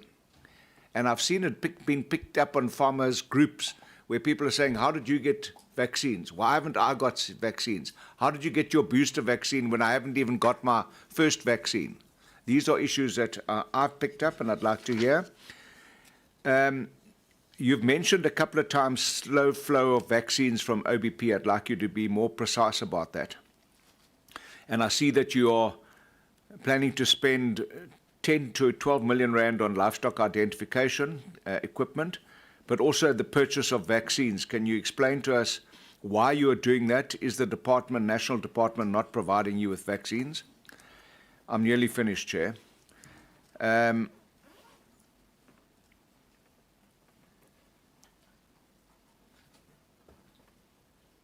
you? Okay, my all right. last question about little wastage due to familiarity with vaccination and inoculation. Chair, that actually goes to the crux of this whole court case that has now turned the department's strategy on its head. And yesterday the DG told us that this is a dynamic disease and we've got to change with the disease. Like we experienced with COVID, post-COVID, we learned a lot of lessons. But if farmers are able to vaccinate because they have familiarity of inoculating and vaccinating their livestock. Has the court case outcome escalated or speeded up vaccination in the Eastern Cape? Because it should do. Farmers know how to vaccinate their animals. And are we getting vaccines faster to the farmers to protect themselves, because they have all the skin in the game? The department is responsible for animal health.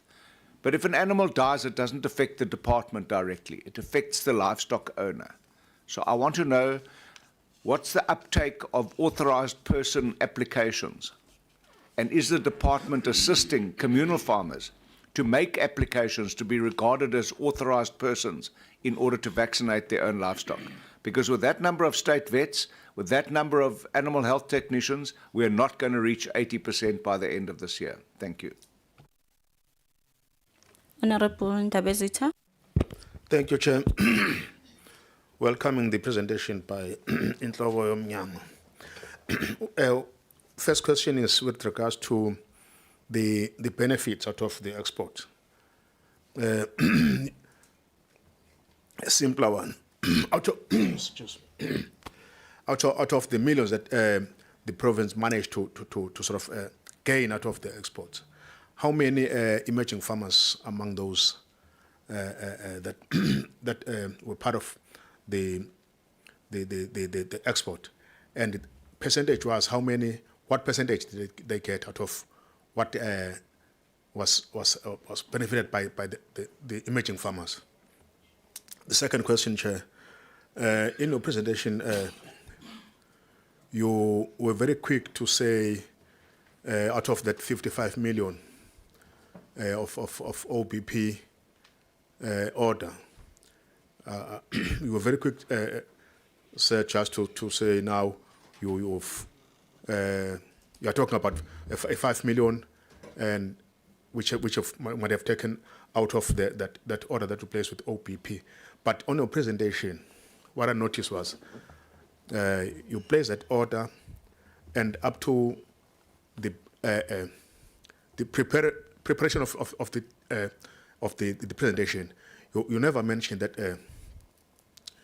What you said there was that you are still waiting for the order. You've placed an order, but you haven't received the delivery.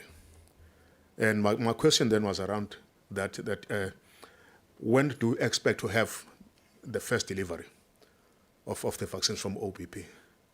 And how possible it is, will that be, knowing that OPP is very struggling these days? Is that maybe the case that maybe they will get a batch from the supply by these foreign countries, which are bought by the department nationally, that where then they will sort of pass on to the Eastern Cape Department of Agriculture?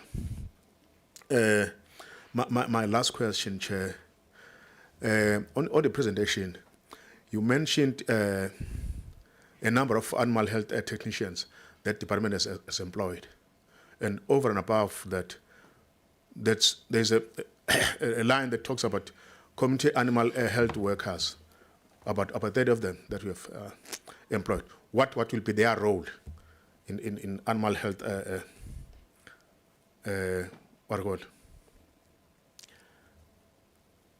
What will be their role in the animal health field, as there are animal health technicians that are employed by the department? Thank you. Honorable Mteto. Thank you, Chair, and greetings to honorable members and greetings to MECs with us and officials. And Dinando eninzi into zakuthi regarding ukubuza imibuzo ubaba uTrolip, I think he would have covered most because he has a lot of content from there. Mine is to refer to Humansdorp because I think Kucha is in that region. There is a very bad practice by commercial farmers in Kucha, to be specific. We went there last month, not last month, in June, where a commercial farmer, there are two of them, Elutando Farm. Elutando Farm, the unfair relationship that takes place between the black and white commercial farmers, especially in the context of equity share scheme program, but I'm referring to that case because they are not going to be able to recover in addressing the protocols of FMD because of the practices. It's abuse, actually. Commercial farmers are abusing black partners to the point that they control the funds for them to be able to disperse funds to address the issue of FMD. Then there is this one which is very disturbing. The way he is so desperate, he certifies his farm workers dead so that he will steal their benefits from a farm. So now what happens then? The farm will be starved of resources because he would have taken the resources out by certifying the farmers, farm workers as dead, who are supposed to be shareholders. He certifies them dead and then he takes over the farm. Now, there is livestock there which needs to be fed. There are protocols that must be adhered to. But I'm pointing at this unfair practice by commercial farmers versus black emerging farmers. Now, how do you respond in a situation whereby people are abusing you and it's done by white commercial farmers? I need you to note that and you go there, you see for yourself. And after we left there, there is another citrus, I think it's part of the citrus farmers. They then refused for us to enter to see their practices that they're doing. There's livestock also there in their farms.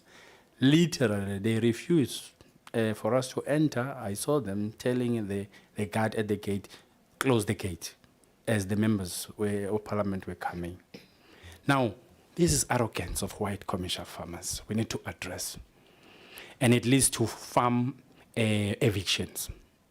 I need to just state for Eastern Cape, we said it for the other MECs, to say, please, can we label any commercial farmer who evict people with their livestock as an enabler in spreading FMD in the province? If we can do that, we hope that farm evictions are gonna stop, because now we know that they don't care about the protocols of FMD, but they continue with eviction because all they want is to evict black people from the farm, as if they don't know that they dispossessed black people before they own those farms. Thank you.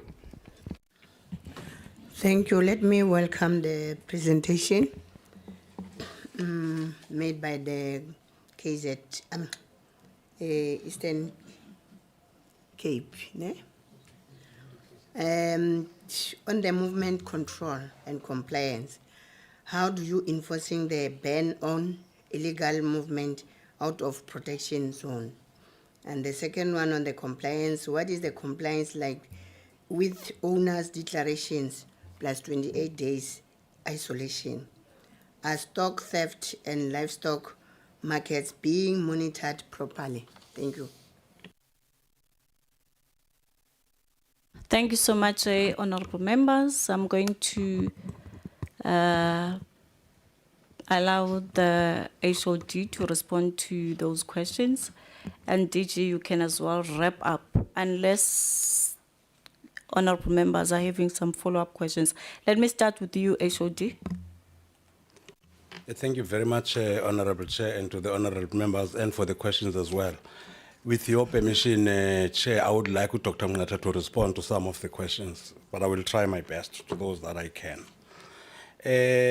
Beef cattle, slow process in their vaccination. And probably I think that is very much linked to the amount of vaccines that we've managed to acquire as the province, flowing from the national department as well, in terms of us getting to them, and the strategy, how it dictated where our focus should be. And I think hence our request to the provincial government now is that the 55 million that they had allocated to us, we be allowed to use 40 million of that to buy our own vaccine. the ease at which we'll be able to do that, the good doctor will be in a better position to explain. But we are putting our effort to acquire our own million or so vaccines so that we're able to augment the national supply in that respect. So we understand the situation, and I think probably, as I've said earlier on, is mostly caused by the availability of the vaccine at our hands at this stage. The cases, yes, there are live cases that are coming up, and we've reported that Amatole is one of those areas. Amatole was where the outbreak started, so we would have expected that we would have those live cases, but probably it also links to our vigilance on the ground in terms of being able to pick those new cases that are coming up. I know the honourable member has had a concern about the reporting, which is relatively poor in the province. I don't know how many, we've got a district joint operations committee, we've got an provincial joint operations committee. At a district level, on a weekly basis, the district one feeds to the provincial one, and the provincial one is the one that I've said is attended by all the stakeholders that I've invited, that I've indicated to.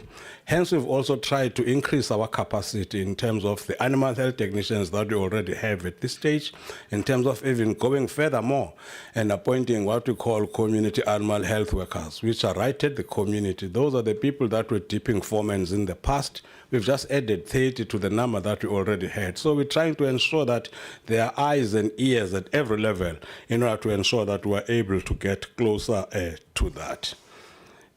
Doc will speak on the loss of exports on the dairy and the double pasteurization and all of that, and the RIMS, he will speak to that. I mean, I will be repeating then if I speak of the slow flow of the vaccine from OBP. I mean, we placed our order at the beginning of the year. We haven't received a single dose from that order.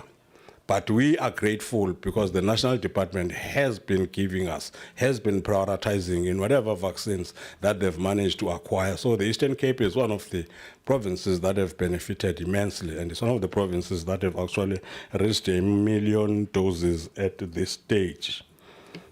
And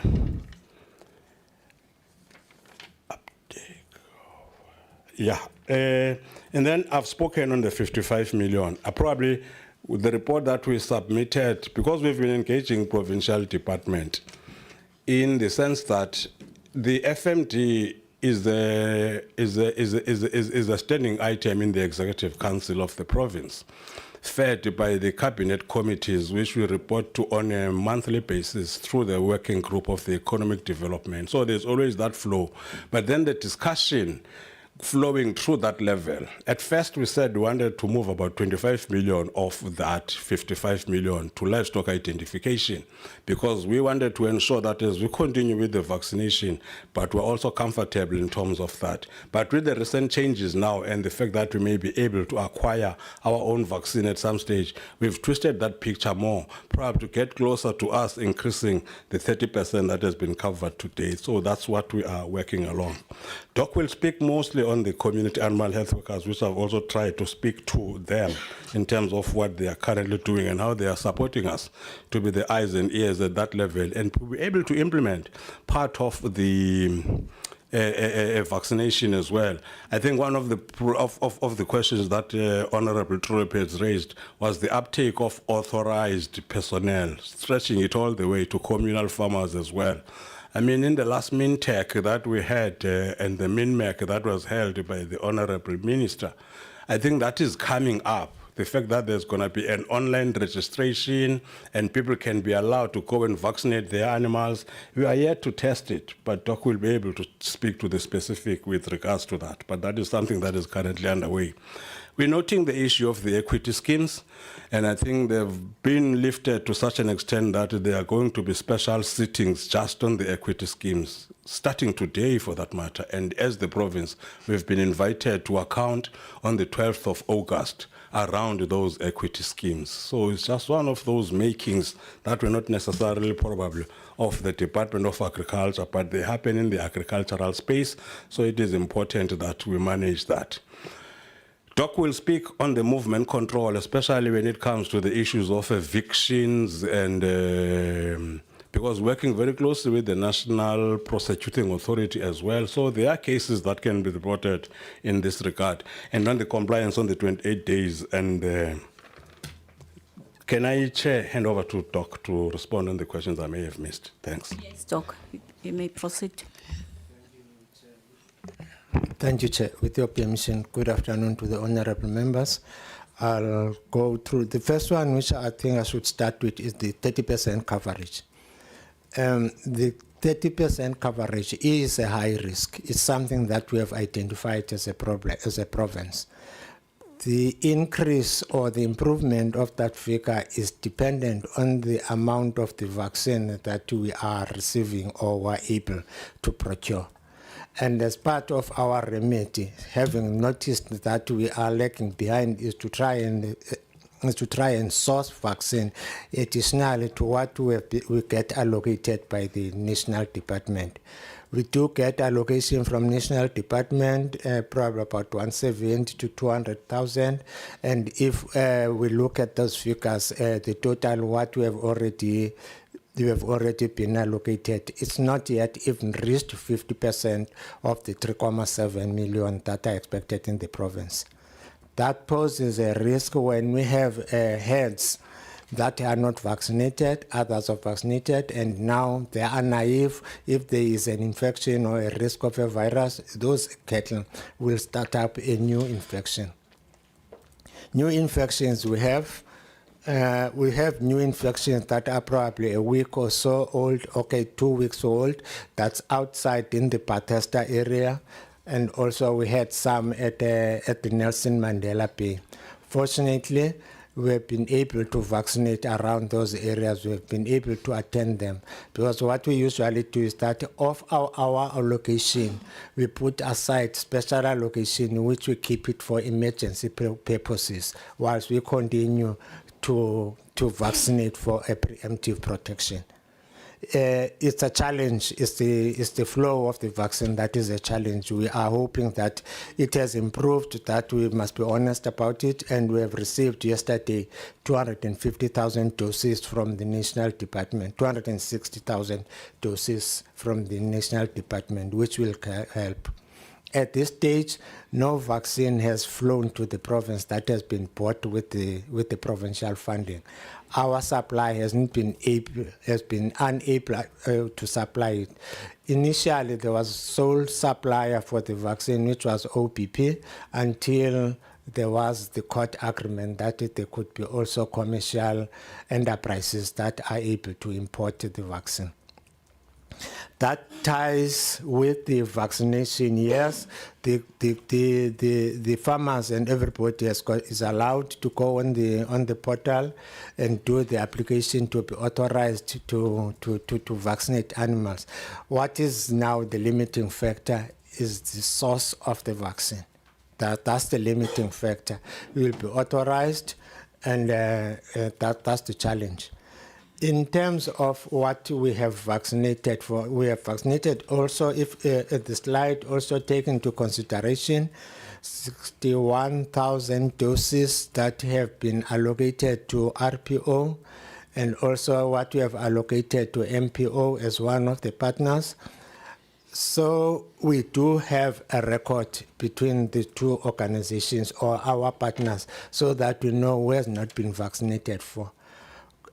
We had a standard saying in the joke that we have, that everybody will be vaccinated for. People who don't want to have the service afforded by private vet because of affordability, they are free to come to the state, and we will vaccinate for them because it's our responsibility.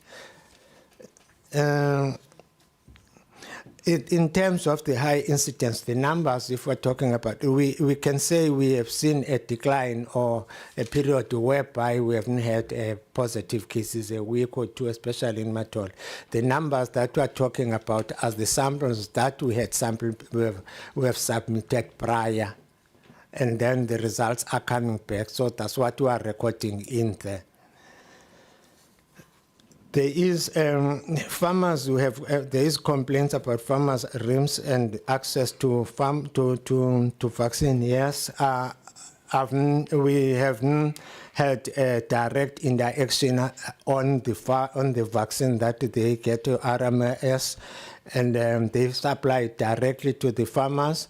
And the allocation that goes to RMIS comes directly from the national department to the RMIS. Similarly, it comes directly to the stud breeders. Those are the ones that we don't really have record. But what we have experienced is that some of the farmers, when they receive the vaccine, they have requested us to vaccinate the livestock for them, which we do willingly because it continues as part of our endeavors to cover as many animals as possible. In terms of the camera exposure, the project where we've got the camera, it's a partnership project which is involves stock theft unit, the Department of Agriculture, as well as Agri-EC. And that partnership project, whatever has been picked by the monitoring or the command room, it's shared with the nearest SAPS or stock theft unit, which is nearer to that particular pole. Yes, we go on and have a monthly report to see how much activity has happened and what benefit has the community have received through that exercise. Yes, I think I've covered most of the questions from Honorable Trollip. Honorable Kabekulu, the export of livestock, mainly sheep, has been a very exciting prospect for the Eastern Cape when it started. There were quite good numbers of sheep that were out of the 55 to 60,000. Would say there was about 10% of them, between 6,000 and 10,000 that were bought from the communal space. What we're working on is that they had specifications of what they would like the sheep to be, so to speak, to meet the requirements. And it has been the challenge for us. That's something that we're working on. That whole exercise that was going on came to an abrupt stop in 2024 when there was an outbreak in our province. Actually, the outbreak was in that specific farm, which was the aggregation point for all these sheep and cattle for the export. And it has since stopped. It's the farm that we have indicated. It's in Berlin, Dabetemba, which we are on the process of lifting the quarantine now using the new regulations. We are in constant communication with the OBP, having judged the number of the period over which we haven't received the vaccine. We are convinced that we will not be receiving a vaccine soon from them. We are in the process of looking for an alternative supplier and cancel the order from them and procure from the alternative supplier. It's something that is beyond our control, that OPP cannot supply us after some time. I'm sure they have their reasons. I don't want to be their spokesperson in that. In terms of AHGs, my boss has covered them. The community animal health technicians is our eyes and ears on the ground. What we do is that for every 5 animal health technicians, for every 5 dipping tanks that are in the community, we employ 1 community animal health official who visit these deep tanks on a fortnightly basis, depending on the season of year, and is the first line of defense that community are able to report. We don't have the whole complement that we would like to have, but it's something that we are constantly increasing.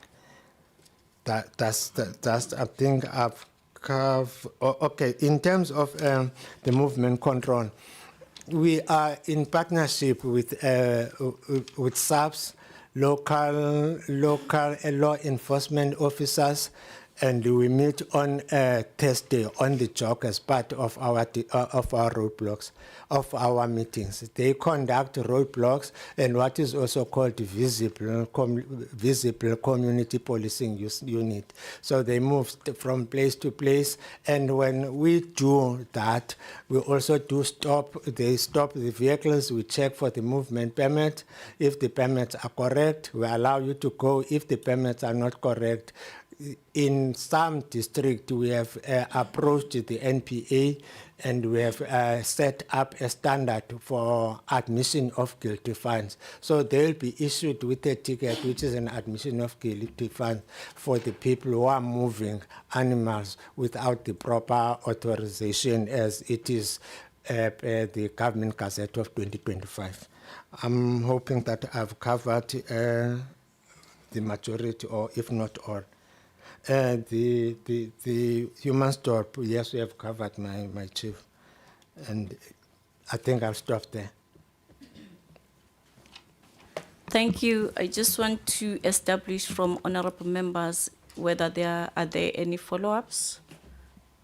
Okay, I'm going to start with you, Honorable van der Walt. Then I'll end with Honorable Trollip. Thank you, Chair. My apology, I just answered an emergency call. I hope it hasn't been asked. You can tell me if it has been. I'm just concerned during the presentation on your struggle, and even now on the responses, on the struggle to get vax from OBP, looking for another supplier or alternative supplier. When are you going to start with your boosters if you can't vax all your animals, the primary vax, unless I've missed it? Thank you. Honorable Trollip. Yeah, thanks, Chair. This matter about cameras, it might sound like I'm obsessing about it, but I live in the province of the Eastern Cape, and I travel a long way from the airport to where I live every single week, twice a week. I have not come across a roadblock. Not once. So unless we have details of how many roadblocks, where they're being held, what are the outcomes of those roadblocks, how many people have been arrested, they're absolutely meaningless to me, because it could be a fictitious number. So we have no record of that. So, Chair, I think we need to be asking the departments to give us details on roadblocks, because we will never contain and manage movement without roadblocks. Cameras are ex post facto exposure. And for us to be told that we've got a good relationship with SAPS and stock theft, all you've got to do is sit in this portfolio committee to know that stock theft is one of the biggest challenges that livestock owners, after foot and mouth, experience. I mean, every time we go on an oversight, people tell us about stock theft. If you farm near Lesotho, or the people that are farming in Matatiele, stock theft is a massive issue. So I don't think we are doing well with managing animal movement and holding people to account with the necessary documentation. So, Chair, my point is not necessarily directed to the provincial department, but the DG is here, and to us as a committee. We must get reports on these roadblocks. We can't just be told they're happening, because none of us see them. Even the minister said yesterday he hasn't seen a roadblock. That's a concern. HOD, then the DG is going to wrap up. Yeah, I think Doc might come on the vaccine. Yes. We've got a report for the honourable.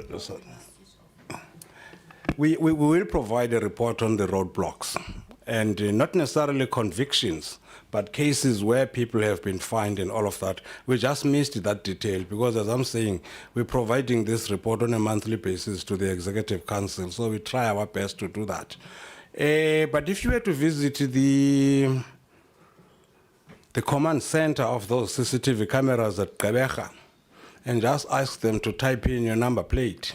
They will tell you how many times does Honorable Trolip drive past this road and how many passengers does he carry and all of that. They've even got infrared cameras so that they take the pictures at night. They are even able to do what they call license plate recognition. So they're able to flag license plates that have already been flagged by the SAPS to be on the lookout. Before we extended the story to the eastern part of the province, that is the former Transkei and Ciskei, Agri-EC reports that in actual fact, stock theft in the areas that are covered by those cameras has dropped by 23%, which I think is very significant. But it does require a dedicated effort and eye for them to be able to, and then cooperation from SAPS for them to make the convictions and arrest and all of that. Thanks. Yes, you can add. Thank you, Chair. If I may come in on the booster. For us at this point in time, booster is a luxury. We only boosted the 78,000 because we were using it as a control measure. We had an outbreak in an area that was closer to dairy herds. So as part of our ring vaccination in that area and attending to, we felt that there might be a risk if we don't booster those dairy herds closer within the 10-kilometer radius. That was not our intention to pre-boost because we are still at about 1.5 million on primary versus what we should be having round about between 2.7 and 3 million. So yes, that the vaccine is our challenge as a province. Thank you, Honorable Chair. DG? Thank you very much, Honorable Chair and Honorable members of the Portfolio Committee on Agriculture. Quite a number of issues that have been raised since yesterday that I would think I need to respond to. The first one was the articulation that came from MECs and also HODs reflecting on what the real problems or sources of problems would be. I would like to indicate to you, Chair and honorable members, that these are the issues that are actually being discussed at MINTEC, where the DG meets with the HODs, and at MINMEC. So they are known. The things that were raised specifically today by MEC KZN are known. And the last meeting that we had coming into this meeting last week, where MECs had raised this issue, I would like to uplift a few issues so that we can note them. The issue around extra capacity, especially for those who will vaccinate from an animal health technician point of view. This was raised, and it's a matter that spans from the request that we had made to National Treasury earlier in the year, and was granted in March of this year, just before the financial year end. And we are just waiting for a rollover permission that would come from National Treasury relating to this matter, especially on capacity. Then that money, including the 38 million that is in KZN, will be offset to ensure that we have got this. We are quite aware that the provincial departments are actually doing this. One of the areas that is of importance, I think, to the portfolio committee is that in most instances, when we face this, we go to the Comprehensive Agricultural Support Program, which is a program that is used to assist farmers. And in that space, when we do that, we actually robbing production in order to deal with an issue on disease control, which is a very difficult issue to balance. And in this case, we have gone for a process where we will just await National Treasury to ensure that we have got that rollover and the money is there in terms of what we have identified. We have had engagements with National Treasury. I think meetings that I've attended were two. The two were the others were attended by the DDG responsible for the program, where we have buttressed the issue of ensuring that we deal with FMD decisively. The budget for dealing with the extra requirements is known by National Treasury. We just running at a point where in our engagements we would like to indicate that we need assurances so that we can spend on this area. It also ties with a matter that was raised even from yesterday. around the declaration of a national disaster vis-a-vis the classification of a national disaster. At this moment, FMD is classified as a national disaster. Classification means that we can move money within the current budgets that we have within the department. And it does not allow us to get additional money. Now, in a meeting that was held last week, the MECs were very clear that what we need to do is to request for a declaration that would be made in terms of this area, and this would entail the Disaster Management Act in totality to deal with the issues. I'll indicate how this will help going forward. Already, Honorable Chair, there was a question that was asked to you by MECs. We would need to compensate or consider a part compensation for those who have lost cattle. Now, in terms of the Animal Diseases Act, it only makes provision where animals were culled or slaughtered in, and as it refers to, it was not in line with the Animal Diseases Act because there was no culling. The animals would have died in terms of that process. Now, the Animal Diseases Act only makes provision for slaughtering, culling to deal with an infectious disease or destruction of any material in line with the Animal Diseases Act. The other provisions that we need to enact would by far reach be provided for in the Disaster Management Act. But I would say emphatically at this moment that within the Animal Diseases Act, there is no provision that we can invoke when we deal with areas where it was not because the Director of Animal Health had directed that animals be. There is an element also that creeps in and around the laboratory services. And I think yesterday, Honorable Trolip had raised this matter emphatically. And in my response, I had given an indication of where we are. And I just needed to further reflect on that response. There were 2 laboratories that had made an application to the department.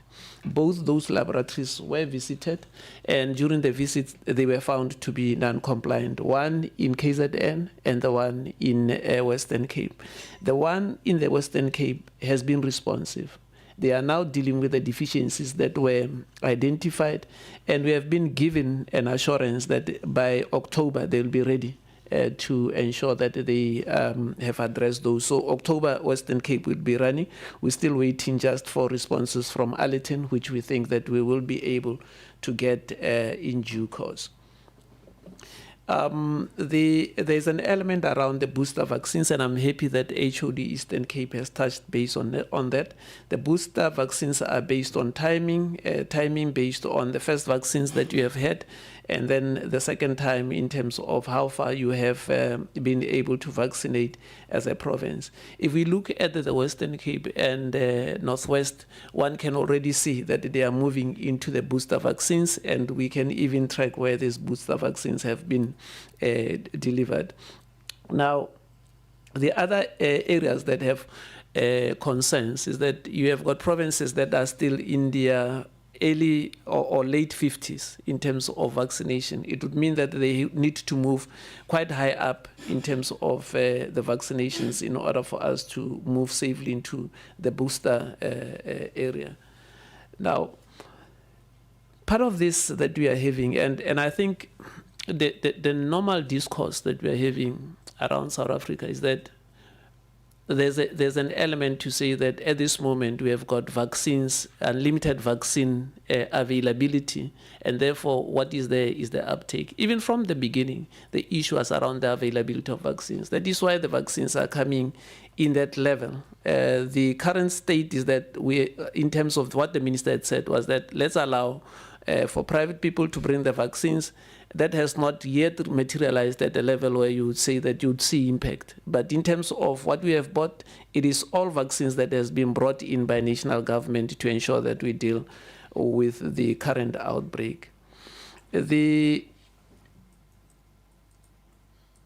matter of how do we address the current impasse that might be there on the rate of vaccination of the private sector vis-a-vis what the state can do. I think it's a matter that would only take effect after we see what the level of application would be from the private sector, the uptake vis-a-vis what the requirements would be. Here are the requirements. If a person applies to be an authorized person, they do that to the Director of Animal Health. It's electronic. Once they want to vaccinate, they have got to give an indication of that vaccination before they can go and vaccinate. Only then we can be able to say that here's the vaccination, and we'll be able to plot that vaccination as it unfolds.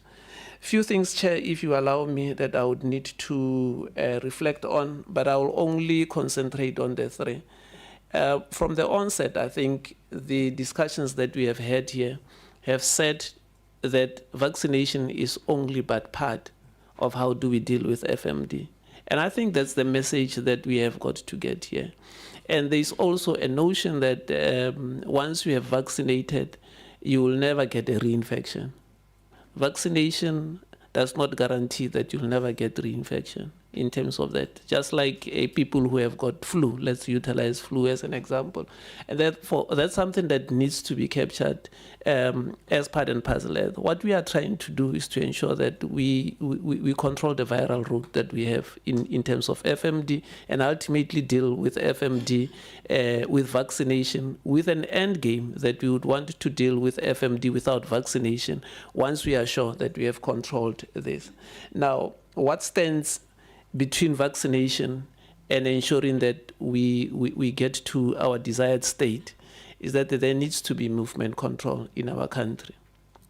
And movement control would entail the following, that within areas where we know that there is prevalence or high prevalence of FMD, there needs to be movement control with clear indications of how the animals would move and report it in terms of their movement.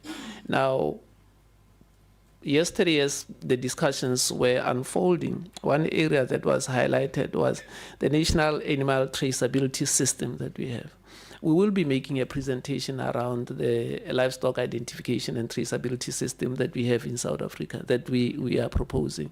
Unfortunately, FMD has ensured that we move quicker in terms of that area of space that we were doing even before FMD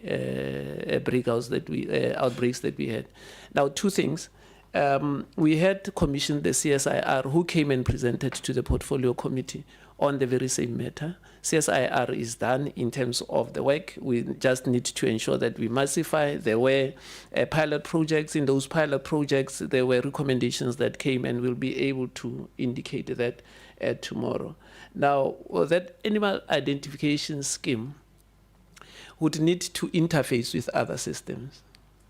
I think one matter that we take is that there's an expectation that there would be migration towards your national animal identifications, our livestock identification system. What we need is a system that is interoperable with a system that government has and would be able to interface. We can be able to mine data that is in other systems so that we can have a single system where we can report as national government, and we are very confident that we will be able to do that. The next level was around the mass vaccination, which I should say, since the vaccines arrived, we have seen a concerted effort from all the provinces to ensure that there is mass vaccination, especially around the high-risk areas in the different provinces. But there is a texturing that we need to do, Honorable Chair.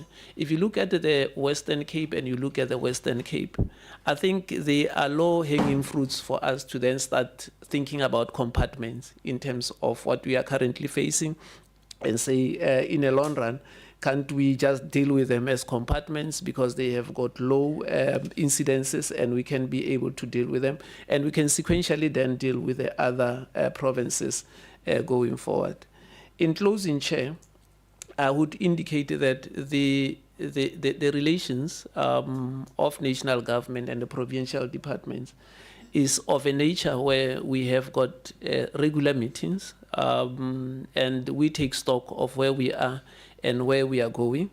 if there are issues that we have raised, there were issues around slow vaccinations, which the provinces have really picked up in terms of those vaccinations. There were issues around reporting, and they have picked up in terms of those.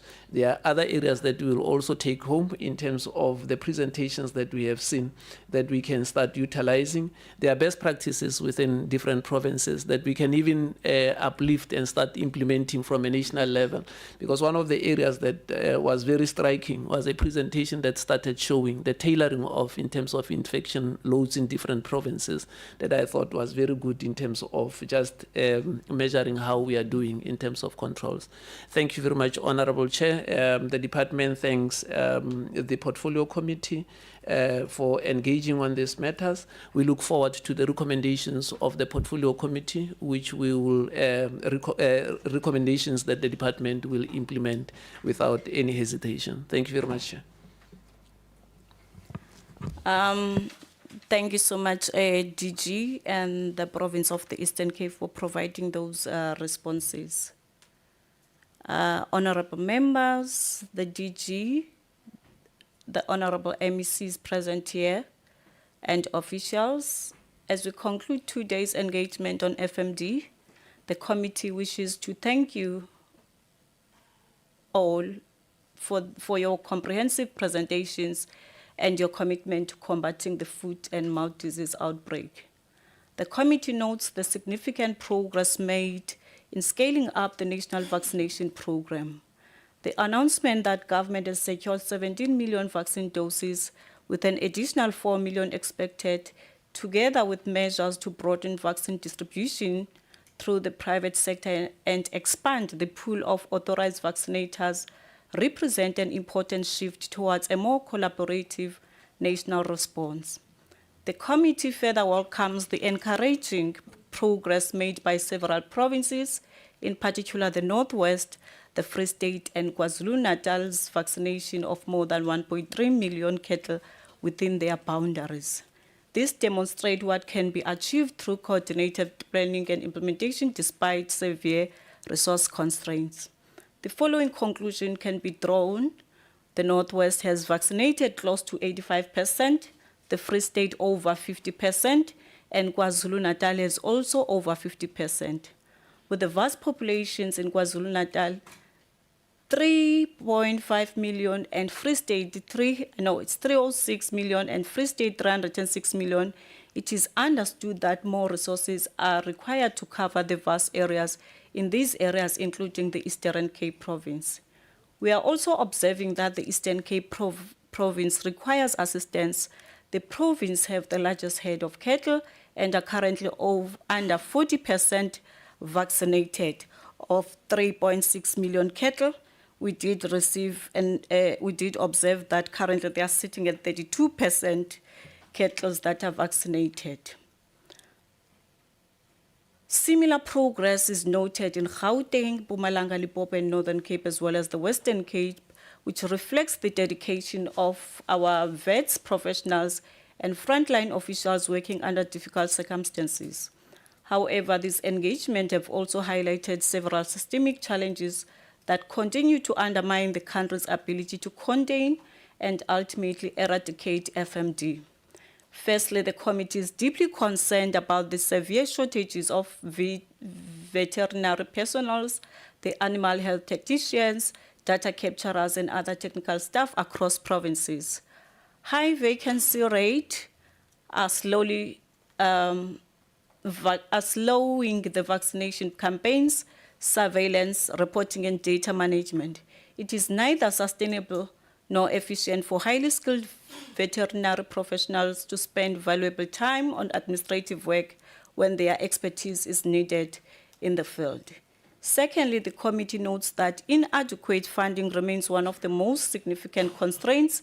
Provinces continue to indicate that existing allocations are insufficient to sustain vaccination campaigns, surveillance activities, quarantine operations, livestock movement, control, and disease monitoring.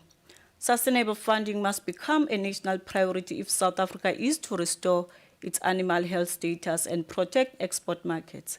Thirdly, the committee notes that the implementation of livestock identification and traceability systems remains uneven across provinces.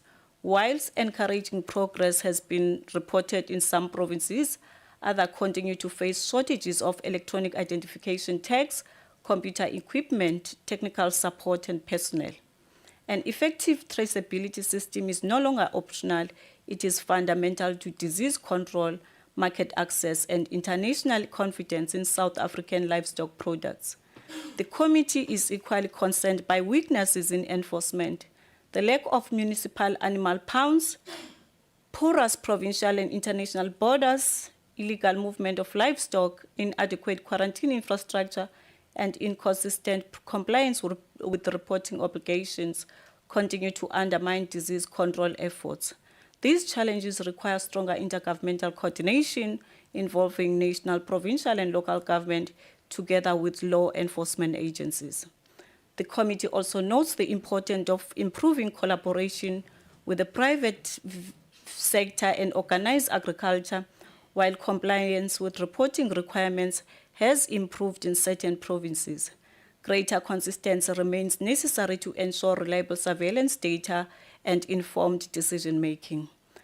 The committee further welcomes the department's commitment to modernize the legislative framework through the implementation of the Animal Health Act regulations and the strengthening of livestock identification systems. These reforms will be critical in building a modern animal health system capable of responding effectively to future disease outbreaks. Honorable members, these engagements have demonstrated that while measurable progress has been made, South Africa's response to foot and mouth disease remains constrained by long-standing structural challenges. Vaccine availability alone will not eradicate FMD. Success will require adequate funding, skilled personnel, modern traceability systems, strengthened border management, effective enforcement infrastructure, which is improved, and sustained cooperation between all spheres of government and industry stakeholders. The committee DG therefore requests regular progress report from the department.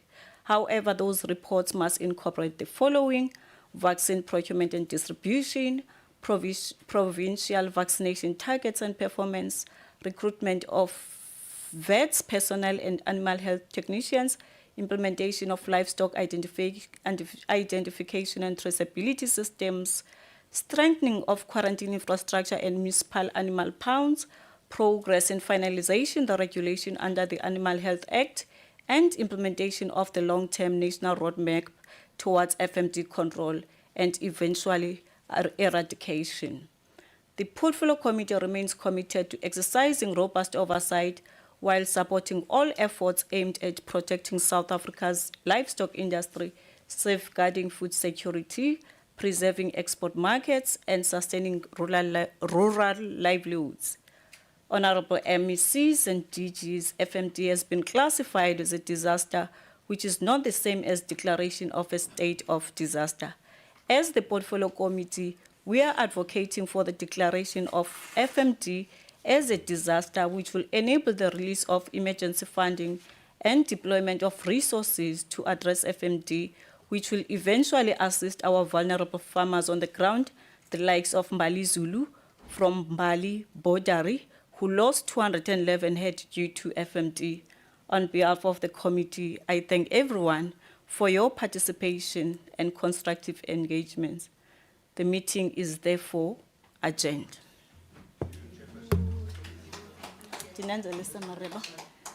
Oh, sorry, Honorable Member. Chairperson, I know you've closed the meeting, and I think you read a really good summary there. Do you expect members to make submissions around the summary, or is that your summary? Because I've got some ideas of issues that need to be focused on. And what's more, I also want to raise the concern that this is the Department of Agriculture. It's also not the Department of Foot and Mouth Disease. And we can become so consumed by foot and mouth disease that we miss the wood for the trees with many other challenges, like, for example, some of our oversight visits where we've raised really important issues that if they aren't addressed, they're going to be our legacy. In 5 years' time, or 3 years' time, when we leave here, they'll say, no, those people were responsible for that. So we must be very cautious that we don't expend all our time focusing on foot and mouth disease. But there are some things that I think I would like to submit here. So if we can submit it to our support staff, I think they might add value to your summary that you read there. Okay, all right. Your submission is welcomed. You can submit it to Albertina here. But the thing is, today the agenda item was on foot and mouth disease. In the near future, we're going to consider other items. Thank you. Travel safe back home. Chair, I also want to commend the committee for bringing the 9 provinces, because it gave us a holistic view, and it's not perfect and it's not imperfect.